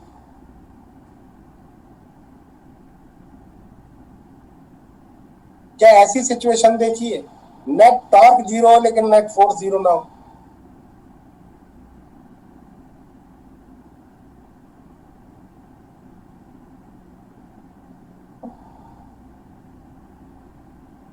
Yes sir. कहाँ? कैरम बोर्ड की गोटियां होती हैं सर, वो सरकती जाती हैं सीधा। कैरम बोर्ड की गोटियां होती हैं। वैसे कोई भी प्रॉब्लम देख लो जो मैकेनिक्स में आप लोगों ने करी होगी शुरुआत के चैप्टरों में, उन सब में नेट फोर्स क्या होता है, नॉन जीरो होता है। और नेट टॉर्क देखते ही नहीं है हम। कहाँ देखते हैं नेट टॉर्क? अक्सर नहीं देखते। क्यों? ट्रांसलेशनल मोशन भी। ट्रांसलेशनल मोशन, हाँ कह सकते हो ट्रांसलेशनल मोशन। जहां जहां ट्रांसलेशनल मोशन है वहां पे नेट टॉर्क जीरो ही है। कोई भी पिक्चर आप देख लो, यहाँ mg दिखाओगे या यहाँ पे ना n दिखाओगे, यहाँ fr दिखाओगे, तो आप इसके अबाउट अगर टॉर्क लोगे जीरो नहीं आएगा। क्योंकि टॉर्क में तो फोर्स भी होता है, फोर्स की लाइन ऑफ एक्शन से परपेंडिकुलर दूरी भी होती है, वही नहीं। तो जहां पे नहीं होती वहां पे बोलते नहीं है, लेकिन होता सब है। ओवरऑल आप ये बात ध्यान रखेंगे कि कब कांस्टेंट, कब कब चीज रेस्ट में होगी, कब स्टैटिक्स में होगी, जब दोनों चीजें जीरो हो, अदरवाइज स्टैटिक्स में नहीं होगी। ठीक है, अब बड़े सुंदर एग्जांपल मैं दिखा रहा हूं कि टॉर्क लेने वाली बात जब आ रही है तो टॉर्क की बात मैं बताऊं आपको कहां कहां देखने को मिलेगी, जो मैकेनिक्स में आपको देखने को मिलेगी। सबसे पहले तो टॉर्क समझ लो क्या होता है। टाउ इज इक्वल टू क्या होता है? Force perpendicular distance into force. R cross है। कम शब्दों में बोले तो आर क्रॉस है। मान लीजिए ये कोई पिवोट है, ब्लू कलर की जो दिख रही है, ग्रीन कलर की कोई रॉड है, और इस पे आप फोर्स लगा रहे हैं, तो कितना टॉर्क मिलेगा इस पिवोट के रिस्पेक्ट में? पहली बात तो टॉर्क क्या है, पॉइंट वाइज होता है, मतलब पॉइंट प्रॉपर्टी है।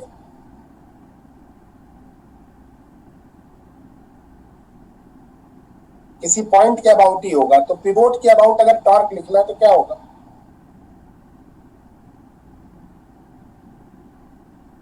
मैग्नीट्यूड लिखना हो तो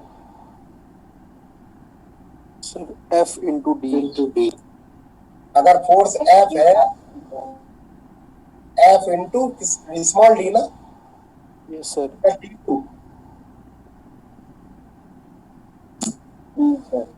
डी होगा 90 तो डी है ना, परपेंडिकुलर डिस्टेंस लेंगे। फोर्स की लाइन ऑफ एक्शन है ये येलो कलर वाली जो मैंने बनाई हुई है, और ये येलो कलर से जो येलो ब्लू कलर की तक की वो कितनी डी है, स्मॉल डी, तो डी हो जाएगी।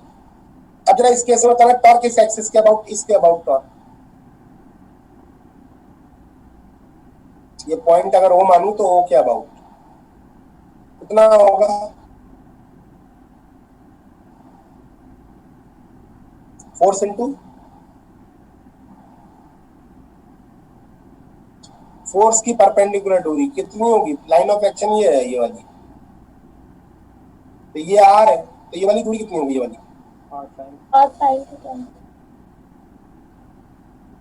आर साइन थीटा, तो ये हो जाएगा आर साइन थीटा। अच्छा इस केस में बताओ,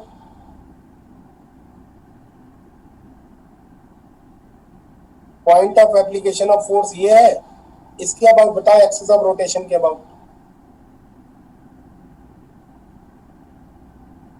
force into sir force into R2। Smaller. R2 sir. R2 आएगा ना सर, परपेंडिकुलर। R2 नहीं बेटा, आर परपेंडिकुलर लिखा है।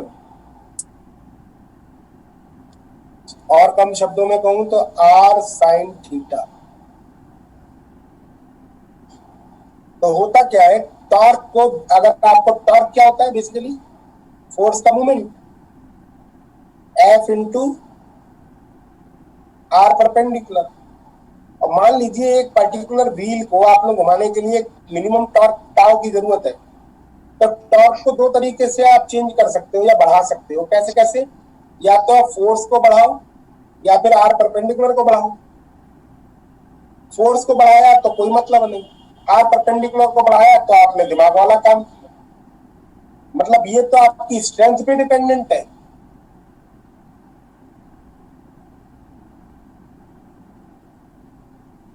और ये आपकी विजडम पे,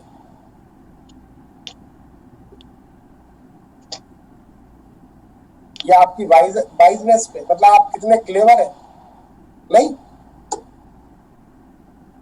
अगर आपको नल चलाना होता है, हक्का लगाना, आप लोगों ने हैंडपंप चलाए? हाँ सर।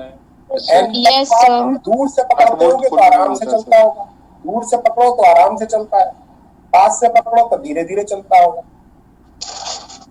ऐसी आप लोगों ने चक्की देखी होगी, हाँ सर। गांव में होती है चक्कियां जिसमें एक हत्था लगा हुआ होता है इस तरीके का।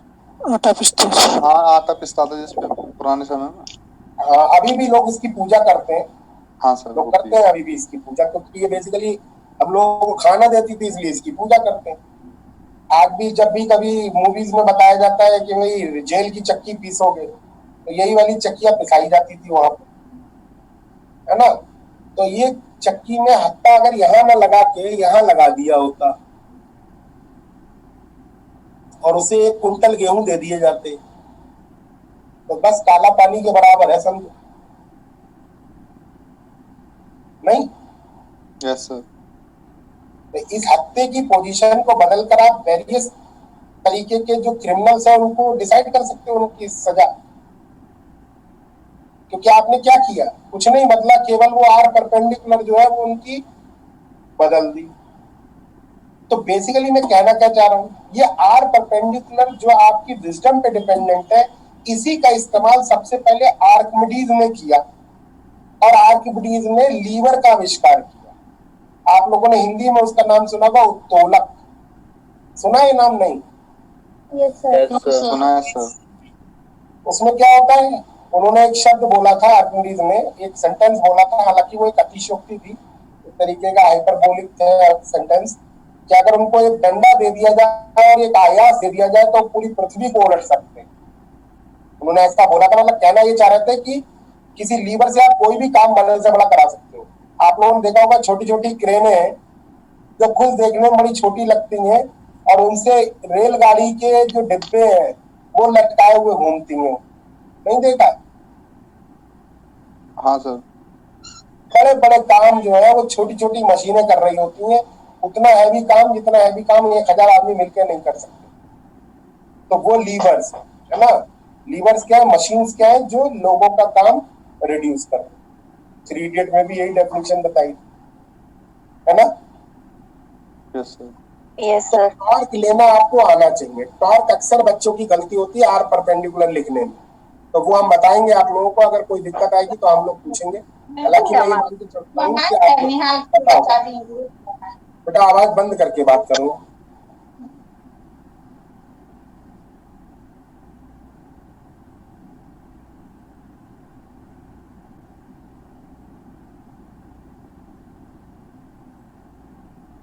ठीक है, चलिए आगे बढ़ते हैं।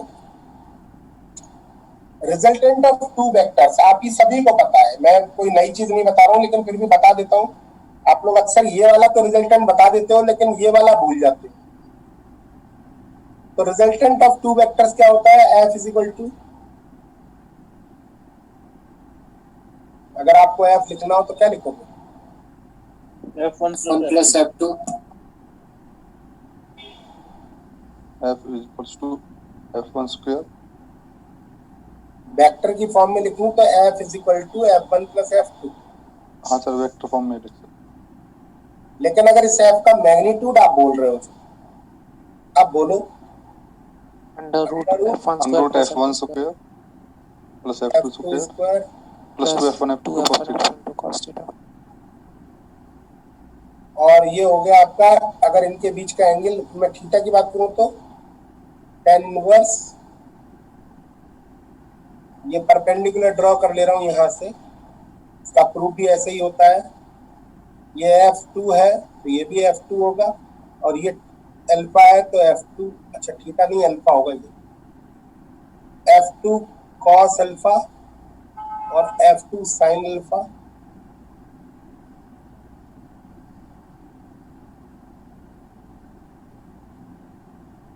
ठीक है, और आप जब tan थीटा लिखोगे तो क्या लिखोगे? F2 sin अल्फा अपॉन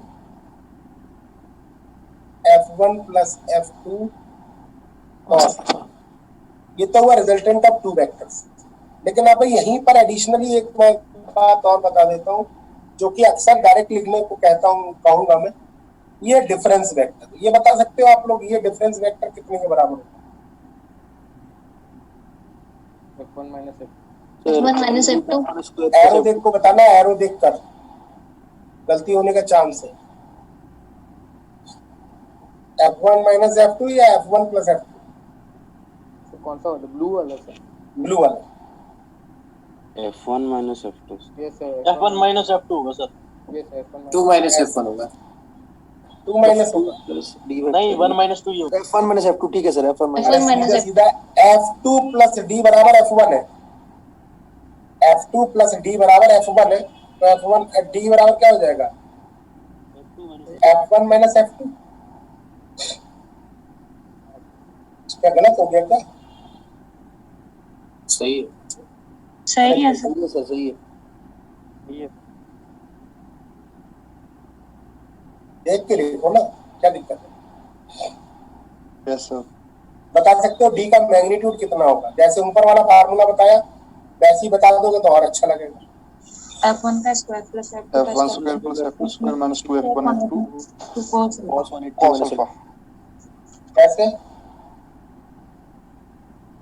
कैसे लिखा? कैसे लिखा? cos थीटा ऊपर वाला तो मेरे समझ में आ गया, नीचे वाला कैसे बोल रहे हो?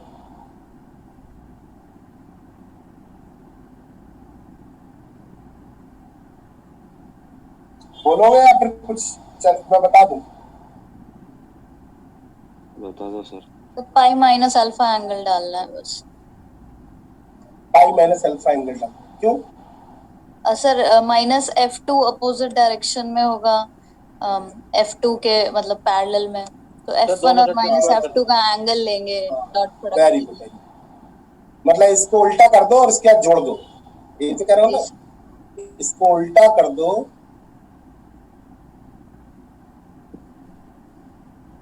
और इसमें जोड़ दो F1 में, तो इसके पैरेलल ही बन जाएगा वेक्टर ये वाला।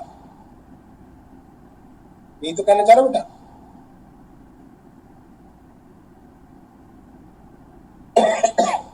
तो आपका कितना आ जाएगा? D इज इक्वल टू,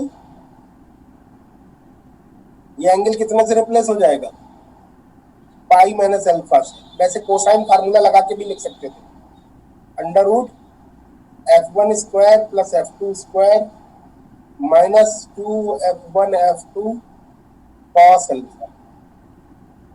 ठीक है, ठीक है ना? yes. चलिए, एक लामीज थ्योरम आपने पढ़ी होगी, किसी ने पढ़ी है लामी थ्योरम? याद नहीं। Yes sir. तीन वेक्टर का equilibrium. Theta plus cos gamma is equal to 1 वाली। तीन वेक्टर हाँ, वही अगर बात। तीन Cos alpha is forces equal to F3 by cos gamma equal to F2 by cos beta. ना, कॉस नहीं है, साइन होगा। Sin sin. Fine होगा। एक मिनट रुकना बेटा। एक मिनट।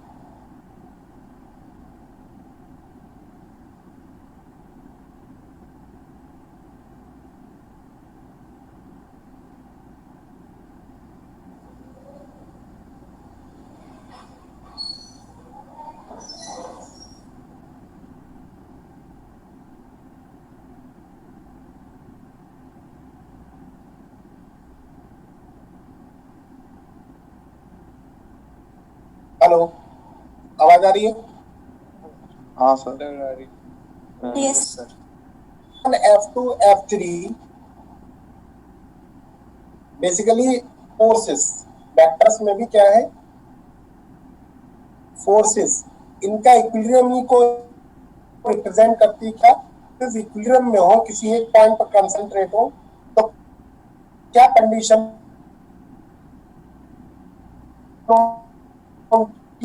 मेंटेन? स्टेटमेंट क्या है इस थ्योरम का?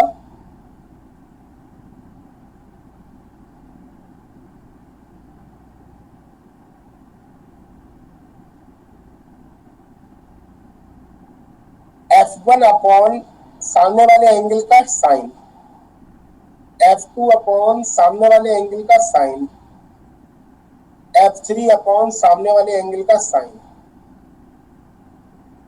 ये है, अगर ये रेशियो है तो ये क्या होंगे, ये वेक्टर्स, ये फोर्सेस इक्विलिब्रियम में होंगे। इनका रिजल्टेंट कितना आएगा,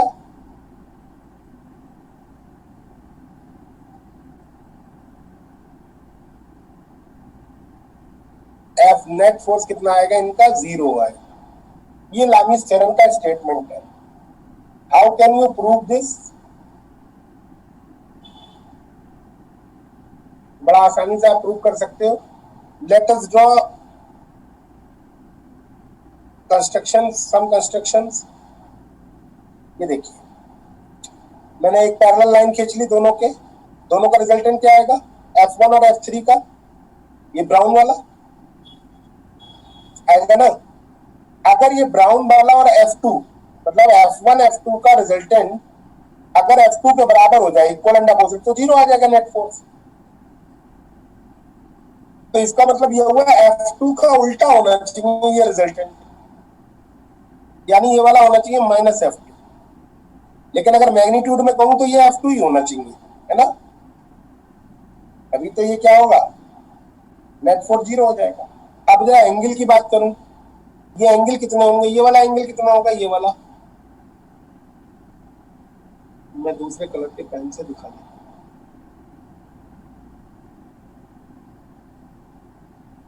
ये वाला एंगल कितना होगा, pi minus alpha. Pi minus alpha. और ये वाला एंगल कितना होगा, ये वाला, दिख रहा है ये,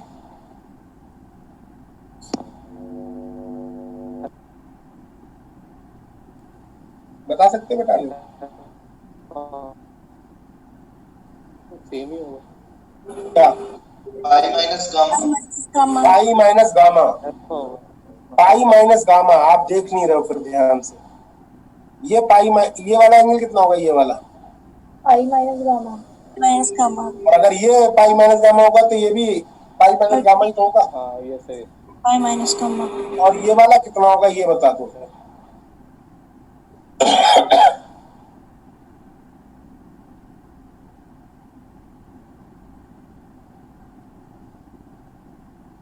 बोलो, होगा sir. Alpha plus beta minus pi, alpha plus gamma minus pi. अरे इसको कुछ एंगल मान लेते, पाई। हाँ सर। इसको कुछ एंगल मान लेते, theta plus pi minus alpha, alpha plus gamma minus pi minus beta बराबर 180 पाई। और थीटा इज इक्वल टू हो गया, पाई से पाई कैंसिल हो गया, तो हो जाएगा alpha plus beta minus pi, और अल्फा प्लस बीटा 2 पाई, तो ये वाला हो जाएगा 2 pi minus gamma minus pi, तो ये कितना हो जाएगा, पाई माइनस गामा नहीं हो जाएगा,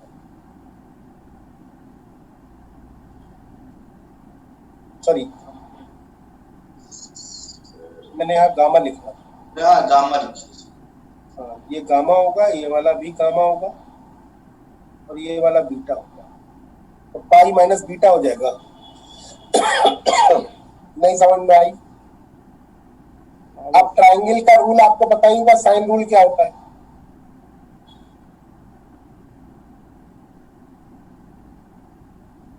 साइन रूल क्या कहता है, साइन ए अपॉन ए, यानी कि F1 के सामने कौन है, F1 के सामने वाला angle pi minus beta. F1 ये है, तो ये वाला ये है F1, F1 के सामने वाला है पाई माइनस अल्फा, F2 के सामने वाला है पाई माइनस बीटा, और F3 के सामने है pi minus gamma. Sine pi minus alpha alpha होता है,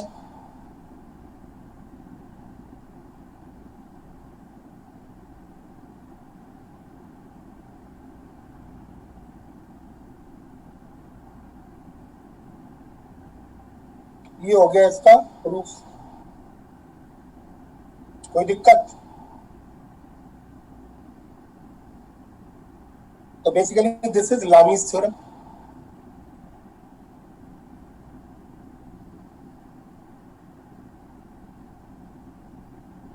कोई प्रॉब्लम आ रही है किसी बच्चे को?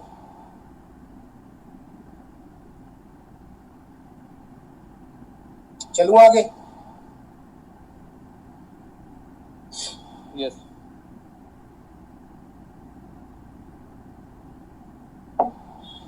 चलिए आगे बढ़ते हैं। इन लॉज ऑफ मोशन के जो मेन रिजल्ट्स हैं उनको हम थोड़ा समराइज कर लें, उसके बाद हम क्वेश्चंस स्टार्ट करते हैं। तो सब अब मैं आता हूँ application of Newton's law. So what are the applications of Newton's law? तो सबसे पहला मोस्ट इंपॉर्टेंट जिससे रिलेटेड हर बार लगभग एक क्वेश्चन आता है वो मैं आपको करवा रहा हूं, इफेक्ट ऑफ रिटार्डिंग फोर्स। तो मैं यहाँ दो केसेस करवा रहा हूं। पहला केस हॉरिजॉन्टल मोशन का, दूसरा केस वर्टिकल मोशन का इन ड्रैग मीडियम। तो horizontal motion in a medium in which the retarding force is proportional to velocity means यहाँ पर F जो है वो किसके प्रोपोर्शन में, ड्रैग फोर्स जो है किसके प्रोपोर्शन में है, इज कांस्टेंट, और किसके प्रोपोर्शन में, वेलोसिटी के किसी फंक्शन के proportion. It is dependent on function of velocity. तो यहाँ पे भी मैं एक स्पेशल केस लेके चल रहा हूँ कि मान लीजिए फॉर एग्जाम्पल, क्योंकि वजह है फिर तो कुछ भी नहीं हो पाएगा, एफ बी ले लूंगा। For example if f b is equal to v, मतलब it is dependent only on linear term, then f d is equal to how much, k into v. ठीक है, आपको सवालों में अलग अलग भी मिलेगा, एफ बी, बी स्क्वायर भी हो सकता है, वी क्यूब भी हो सकता है, साइन बी, टेन बी, कुछ भी हो सकता है। तो हमने ये मान लिया कि एफ बी जो है बी के प्रोपोर्शन में। सुनाई दे रहा है सब लोगों को मेरी बात? Yes sir. तो यहाँ से हमने मान लिया। ऐसा देखने में इसलिए आया है क्योंकि अक्सर ड्रैग फोर्स लीनियरली डिपेंडेंट करते हैं वेलोसिटी पे। जैसे आप लोगों ने एक ड्रैग फोर्स का नाम सुना होगा, Stokes force, 6 pi eta r v. Yes pi eta r v सुना है? विस्कोसिटी वाले चैप्टर में सर। हाँ, तो वी पे डिपेंडेंट आया ना, इसीलिए मैं वी वाला लेके चल रहा हूँ। बाकी आपका सवाल कोई भी आ जाए। तो मान लीजिए कोई पार्टिकल है जो बी नॉट वेलोसिटी से चल रहा है at t is equal to 0 पे, इसकी वेलोसिटी कितनी है, बी नॉट है। और चलते चलते क्या हुआ, ये एक मीडियम में पहुंच गया, जिस मीडियम में ड्रैग है। ये मैंने ड्रैग को दिखाने की कोशिश की, पानी हो सकती है, हवा हो सकती है, कुछ भी हो सकता है। इस ड्रैग मीडियम में पार्टिकल धीरे धीरे, ऑब्वियस है, इस पे अपोजिट डायरेक्शन में क्या लगने लगेगा, फोर्स लगेगा सर, ड्रैग फोर्स, जिससे इसकी वेलोसिटी क्या होने लगेगी, कम होने लगेगी। लेकिन वेलोसिटी कम होने लगेगी तो ड्रैग फोर्स भी कम होने लगेगा, क्योंकि ड्रैग फोर्स भी प्रोपोर्शनल किसके, वेलोसिटी के।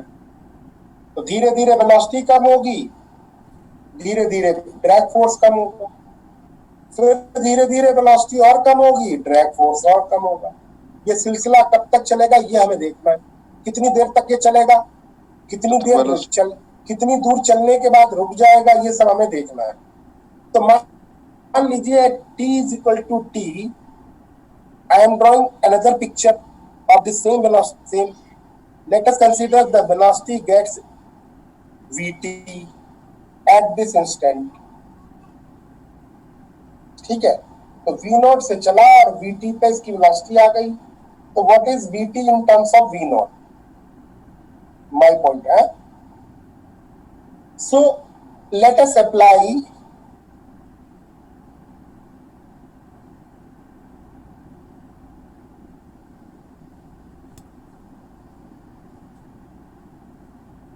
क्या है न्यूटन्स लॉ,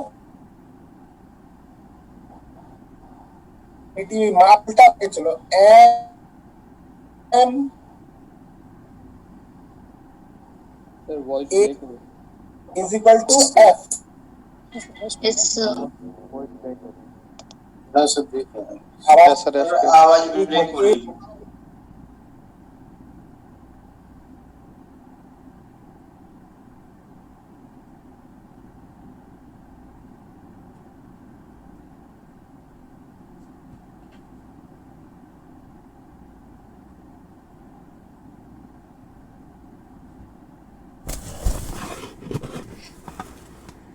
कंटिन्यू करते।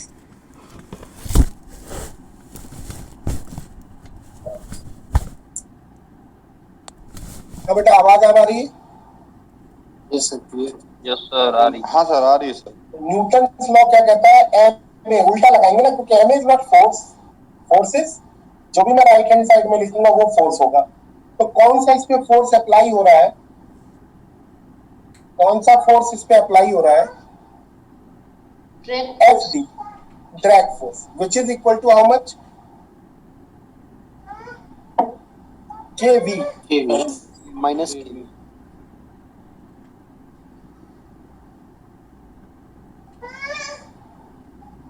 एक।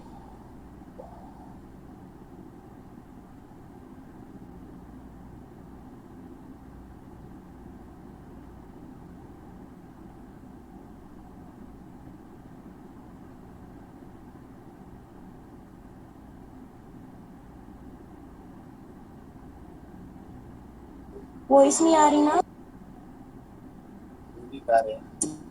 हाँ बेटा आप आवाज सुनो। एक्चुअली बच्चे भी परेशान हो जाते हैं घर के, वो भी आने लगते हैं ना पढ़ने। So m into d v by d t is equal to k v, यही तो है फोर्स। और ये बेसिकली इसका रिटार्डेशन है। जरा अगर मैं इसको ऐसे लिख लूं, m into d v is equal to k into d v by D,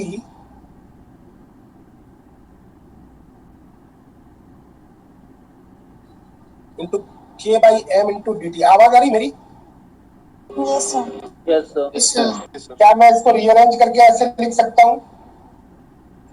अब मैं अगर इसको इंटीग्रेट करूं, that t is equal to 0, velocity is v naught, and t is equal to t, velocity is vt. So what is the integration of these two? Log v, log vt minus log v naught, यही तो होगा integral.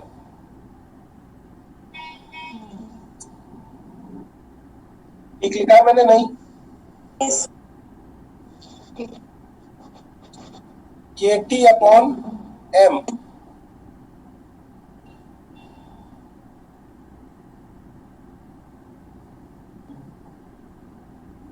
के t upon m. तो यहाँ पे ये हो जाएगा v t upon v naught. मैं दूसरे पेज पे लिख लेता हूँ, जस्ट अ मिनट।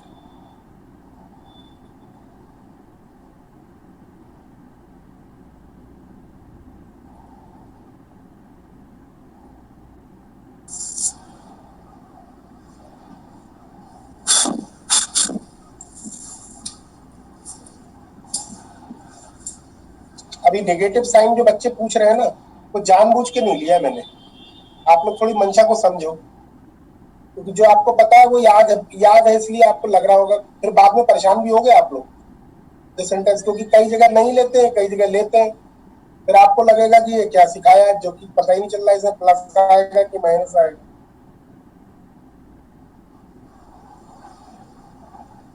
तो यहां से आ जाएगा v t by m is equal to e raised to the, sorry, vt by m नहीं, vt by v naught is equal to e raised to the power kt by m. So vt is equal to v naught e raised to the power kt by m. अब आप मुझे बताएं, as you increase time, what about vt? जैसे जैसे आप velocity time को बढ़ाएंगे वैसे वैसे क्या होगा? वेलोसिटी डिक्रीज करेंगे, बढ़ेगी घटेगी? घटनी चाहिए सर, यहाँ से तो बढ़ेगी। दिख क्या रहा है? इससे बढ़ेगी सर। अच्छा, k is a positive number और नेगेटिव? नेगेटिव। कैसे पता? रिटार्डिंग है ना सर। हम कह नहीं सकते कि ये पॉजिटिव है कि नेगेटिव है, क्योंकि अभी तो k है। तो आप ये कैसे कह रहे हो कि as t increases v increases? ये कैसे कह रहे हो? मेरी बात समझो, ये बात आप थोड़ी समझने की कोशिश करो कि आप without knowing the behaviour of k you can't decide whether velocity increases or decreases. So either you can say that k is negative, either you can say that k is negative, or you can say that this is drag force, so you have to sign here.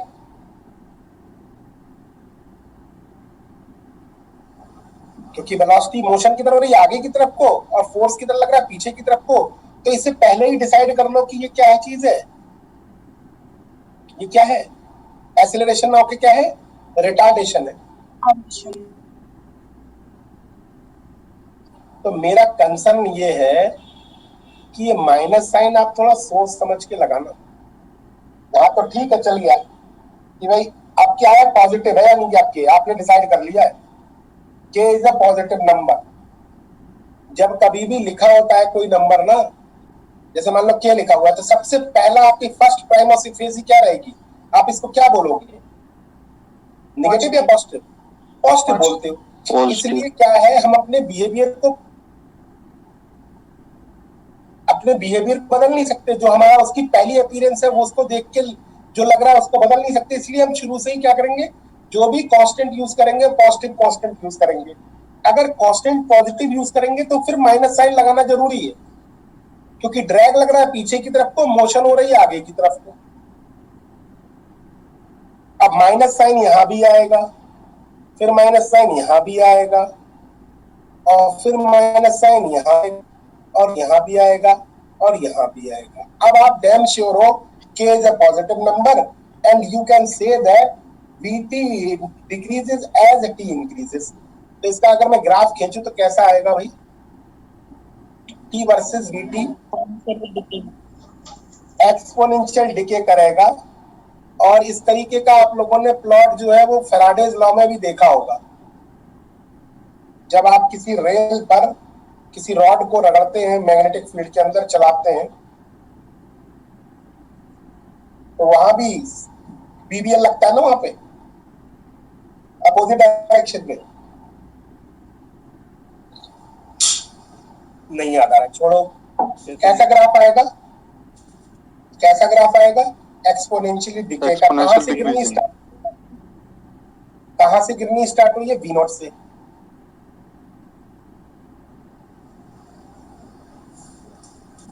कब zero हो जाएगी? At what time v gets zero? Infinity। कभी खत्म नहीं होगी velocity, चलती रहेगी चलती रहेगी चलती रहेगी। अच्छा, कब रुक जाएगा जाके? कब रुकेगा? जब v जीरो हो जाएगा। कभी नहीं रुकेगा। v कभी जीरो नहीं होगा। Yes sir. कभी जीरो नहीं होगा। डिस्टेंस कितनी ट्रेवल की?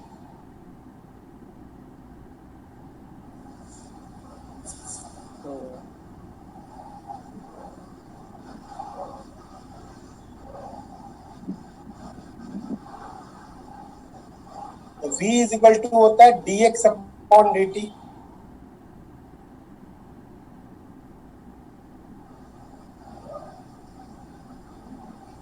dt की वैल्यू लगा दूं,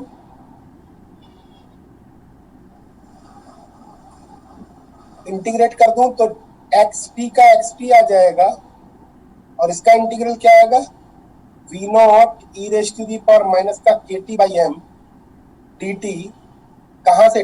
जब टाइम जीरो था और जब टाइम कितना t, तो कितना आ जाएगा ये? वी नॉट के बाई एम, 0 लगाऊंगा तो 1, एम बाई क्यू आएगा।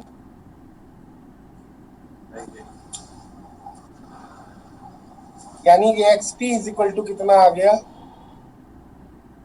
के वी नॉट, अच्छा मतलब गलत लिखा हुआ है, एम बाई क्यू आएगा ना। हाँ सर। डिवीजन होता है ना, सही से। 1 minus e raise to the power minus k t by M.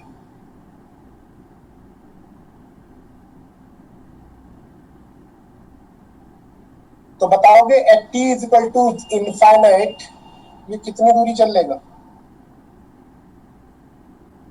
M v naught by k. M v naught by k. यानी कि डिस्टेंस कितनी ट्रेवल कर पाएगा एरिया अंडर दिस कर्व, यही तो डिस्टेंस को रिप्रेजेंट करेगा।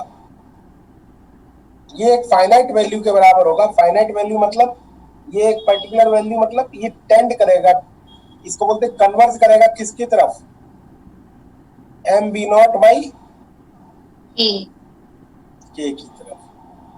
तो यहां मैं लिख देता हूं as t tending towards 0, xt tending towards infinity, m b naught by क्या k। ठीक है ना? ये देखो आप जरा एक बार फिर से, कोई डाउट हो पूछ लो।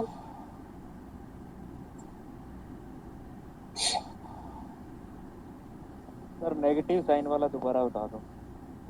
नेगेटिव साइन इसलिए बताया, देखो नेगेटिव पॉजिटिव तो कांस्टेंट है ना, कुछ भी हो सकते हैं। देखो मैंने ये उलझाया क्यों आपको, इसकी वजह मैं आपको बाद में बता पाऊंगा। आप लोग सोच रहे होगा अच्छा खासा दिमाग में कंसेप्ट बना हुआ तो सर ने बेकार उलझा दिया, है ना। लेकिन जो कंसेप्ट बना हुआ है वो गलती करवा सकता है, वो कई सवाल में आपको दिखाऊंगा कि गलती हो जाएगी। यहाँ पर मैं कह रहा हूं कि अगर ये के ये नेगेटिव नहीं भी लोगे तो भी आंसर सही है, तब आपको ये कहना पड़ेगा हेयर के इज ए नेगेटिव नंबर। क्या मेरी बात से सहमत नहीं है? और अगर नेगेटिव ले लोगे तो दुनिया को ये बता पाओगे कि हाँ अब दिखने में भी वही दिख रहा है। बस इतनी सी बात। नहीं लेंगे तो आंसर सेम आएगा ना? सेम आएगा, लिखा है ये आएगा। अब आप इसको सेम मानते हो कि नहीं मानते हो ये आपके ऊपर है।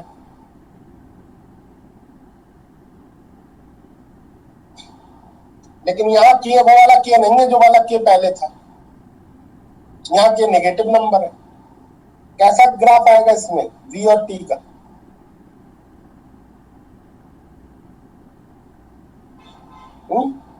सर डिकेइंग ही आएगा। अगर के नेगेटिव है तो डिके तो आएगा। Yes sir. ये कहने का मतलब है बहुत जगह ऐसा होता है, हमें लगता है हमारा गलत हो गया, लेकिन एक कंडीशन चेंज कर देते हैं, चेंज हो जाती चीजें।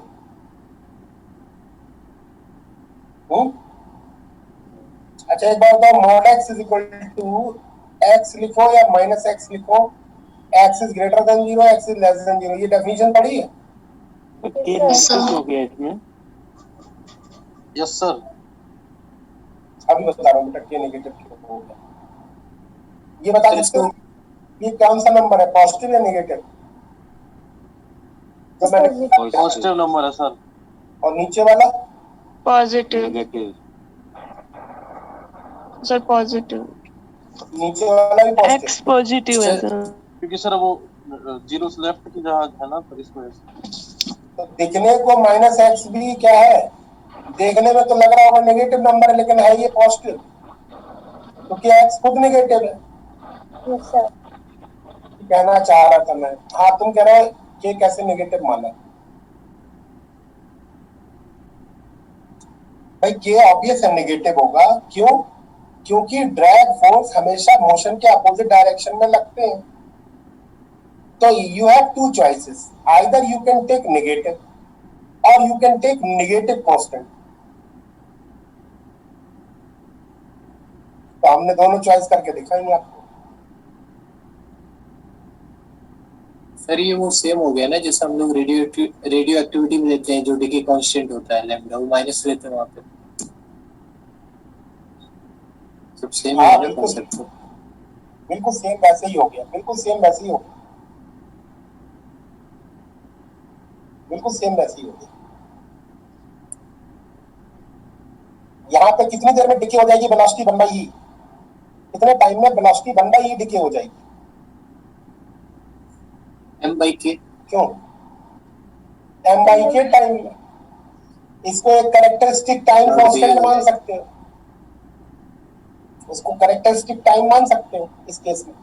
सब बातें हैं, वही मेरा कहने का मतलब है, ये सब कहने के तरीके हैं, अच्छा लगता है बोलने में। ऐसे ये माना जाता है कि 1/e गिर गया मतलब पूरा गिर गया, जैसे ऐसे गिर रहा है, इसका मतलब कौन सी पॉइंट पे आप कहोगे गिर गया? किस पॉइंट पे कहोगे आप बिल्कुल खत्म हो गया सिग्नल लगभग? वो है 1/e वाली जगह।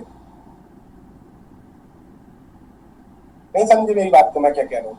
कोई चीज अगर गिर रही है, आप लोगों ने एक टर्म सुना होगा FWHM, सुना है? Yes sir. क्या होता है? Full width at half maximum. मतलब अगर पीक ऐसी है तो इसकी पीक के आधे पर जो आएगी, ये है इसकी FWHM, ये वाली है ना? क्योंकि ये माना जाता है सिग्नल लगभग इसी में मतलब मजबूत है, बाकी सब जगह क्या है? लगभग गिरा हुआ ही सिग्नल है। यार बाकी इधर उधर की बातें नहीं करूंगा ज्यादा, पहले आप सिंपल ये समझो कि ये नेगेटिव साइन इसलिए आया है क्योंकि मोशन के अपोजिट डायरेक्शन में ड्रैग फोर्स लगता है, क्योंकि नाम ही इसका रिटार्डिंग फोर्स है। ठीक है, इसके आगे की कहानी कल सुनाऊंगा। और कल की आकर्षण में बताऊं तो आपको कि कल मैं वर्टिकल डायरेक्शन में ड्रैग फोर्स में मोशन, कोलिजन में centre of mass frame, laboratory frame, oblique collision, direct collision, ये सब बताऊंगा। ठीक है, और हो सका तो पहले न्यूटन्स लॉ में 2-4 क्वेश्चन करवाऊंगा जो कि आप लोगों को फ्रिक्शन वगैरह का कंसेप्ट क्लियर करें। तो ये सब चीजें होंगी कल, आप लोग जरूर आना, बहुत अच्छी रहेगी class. Sir first second third slide दिखाना, नेटवर्क की वजह से छूट गई थी। ओके बेटा, अभी दिखा रहा हूँ। सारी ठीक है, बाकी जो बच्चे क्लास को छोड़ना चाहते हैं वो इस वक्त तक छोड़ सकते हैं, इसके आगे मैं नहीं पढ़ाऊंगा। जिन बच्चों को कोई डाउट है वो पूछ सकते हैं।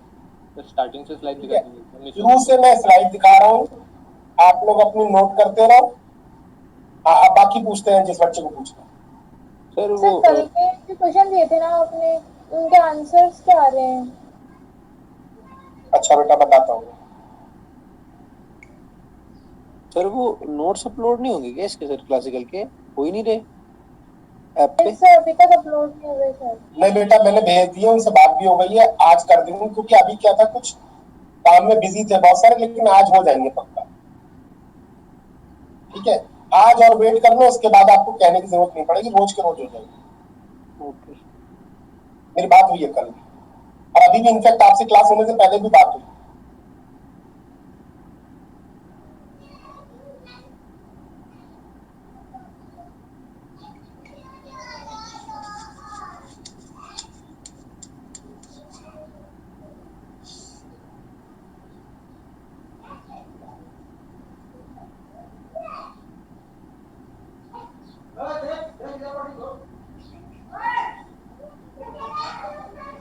आवाज बंद करो।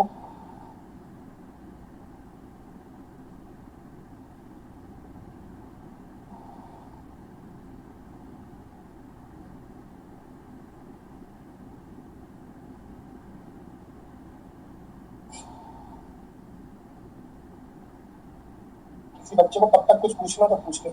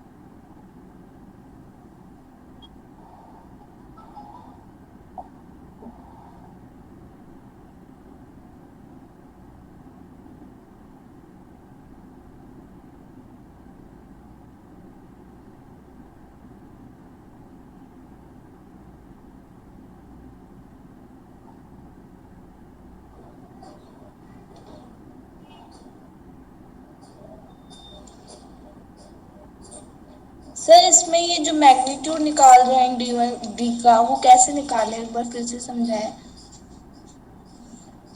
कभी किसी को अगर घटाना हो ना, तो घटाने का सबसे अच्छा तरीका क्या होता है ना, उससे नेगेटिव करके जोड़ दो, यही तो होता है घटाना। हाँ तो F2 को नेगेटिव कर को जोड़ दो F1।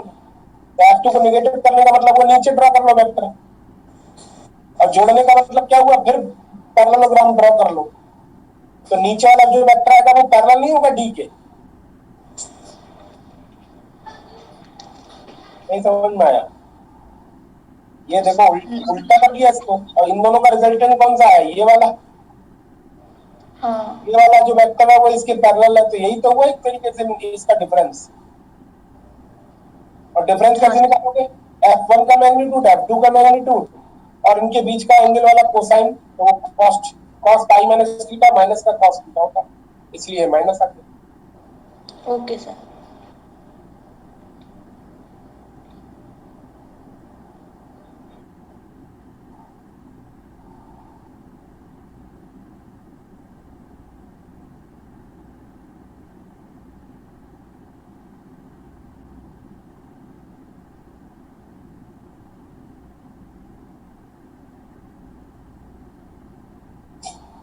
हाँ भैया बताएं, किसी कुछ पूछना हो पूछे, वरना मैं क्लास को एंड कर रहा हूँ। सर ये जो काइनेटिक फ्रिक्शन वाला एक आपने अभी प्लॉट किया था, उसमें आपने एक टेबल के थ्रू एक्सप्लेन किया था।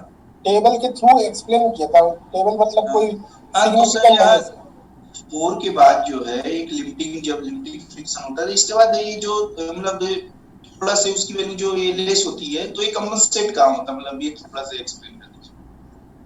कंपनसेट कहाँ हो रही है, वो जो एक्स्ट्रा एनर्जी लगानी पड़ रही थी इंटरलॉकिंग को तोड़ने के लिए, वो अब नहीं लगानी पड़ रही। अच्छा, वो इसलिए थोड़ी सी कम फोर्स में काम चल जा रहा है बॉडी को चलाने के लिए।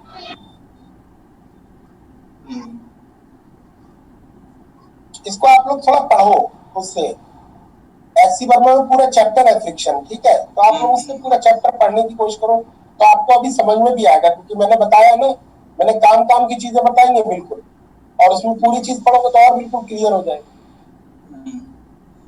नहीं सर, एक बहुत लेस वैल्यू ही कम हो रही है, ऐसा नहीं कि वो बहुत ज्यादा वैल्यू, तो इतना मतलब थोड़ी सी वैल्यू पे क्यों, क्योंकि बेटा आप जब सरफेसेस देखते हो तो आपको रफनेस दिखाई देती है, नहीं दिखाई देती है, और अगर आप उसे माइक्रोस्कोप से देखोगे तो रफनेस दिखेगी।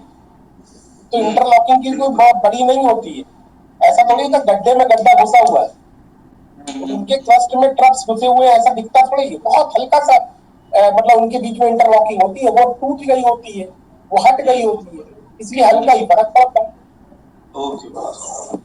सर जो नेक्स्ट स्लाइड पे प्योर ट्रांसलेशन है वो करा, प्योर ट्रांसलेशन वाला बताना करेगा। ये प्योर ट्रांसलेशन में मतलब सारे पार्टिकल एक ही डायरेक्शन में आगे की तरफ को भाग रहे हैं, चाहे वो व्हील ही क्यों ना हो। आप पूरा कप को, आपके सामने अगर कोई कप रखा हो या कोई ग्लास रखा हो, या फिर आप कोई ऐसी चीज रखी हो जिसको घूमने मत देना, आगे बढ़ाना, तो सारे पॉइंट एक ही डायरेक्शन में तो भागेंगे। तो यही तो प्योर ट्रांसलेशनल मोशन है। एक्सक्यूज मी सर, सर आपने जो न्यूटन्स थर्ड लॉ में जो बताया कि ये essentially postulates that the total momentum of an isolated system is conserved, second point sir, ये कोलिजन में बताइएगा सर, मतलब इसको कैसे? कोलिजन बेटा कल पढ़ाऊंगा तो पूरा बता दूंगा ना। ठीक है। कोलिजन जब होता है, कोलाइड करती है बॉडी, तो एक दूसरे पे इक्वल एंड अपोजिट फोर्स लगाती है, तो नेट फोर्स कितना हुआ, 0। तो नेट फोर्स 0, तो एंगुलर लीनियर मोमेंटम कंजर्व होता है इसीलिए। ओके सर, कल की प्रॉब्लम्स की या सॉल्यूशंस क्या आ रहे हैं?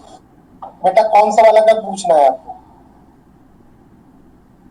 एक तो सर वो जो मतलब एक तो रेंज और एक एरिया निकलवाया था ना, तो उसके थीटा सर मतलब क्या आ रहा है? बेटा ऐसा है ना, आज ऐप पर अपलोड हो जाएगा, ठीक है? ओके सर, उस पे देख लेना, मैं सोल्यूशन भी अपलोड करवा दूंगा। सर एक बार ग्रेविटेशनल और इनर्शियल मास का कांसेप्ट बता दीजिए। बेटा एक काम करो ना, आप गूगल पे सर्च करो 2 मिनट में, आपको पता चलेगा कि जो मैंने बोला है इट्स एनफ। ठीक है। मैंने कहा कैसे मास को मेजर करते हैं, वो तरीका होता है either 2 ways, either you can divide weight by g, अगर w by g करा तो वो ग्रेविटेशनल मास है, और अगर आपने फोर्स को एक्सेलरेशन से डिवाइड किया तो वो इनर्शियल मास है। तो मास को कैरेक्टराइज ऐसे करा जा रहा है जैसे दो तरीके से निकाला हुआ मास, एक ग्रेविटी से निकाला हुआ मास और एक इनर्शिया से निकाला हुआ मास, उन दोनों को बोल दिया गया ग्रेविटेशनल मास और इनर्शियल मास। इतना काफी है आपके लिए, आप इसे सर्च भी करोगे तो भी इतना ही मिलेगा आपको लिखा। ठीक है सर, थैंक यू सर, हो गया। एक्चुअली में क्या है ना, मास को आप मेजर नहीं कर सकते डायरेक्ट, इनडायरेक्ट मेजर कर सकते हो। तो मेजर करने के लिए आपको एक एक्सपेरिमेंट करना पड़ेगा। तो आप अगर वेट वाला एक्सपेरिमेंट कर रहे हो तो ग्रेविटेशनल मास, और अगर आप उसको फोर्स वाला एक्सपेरिमेंट कर रहे हो तो आपका उसको कह देंगे हम इनर्शियल मास। बस इतना फर्क है और कुछ खास बात। सर न्यूमेरिकल प्रॉब्लम्स में तुम ग्रेविटेशन का यूज करेंगे ना मोस्टली? बेटा दोनों बराबर ही होते हैं।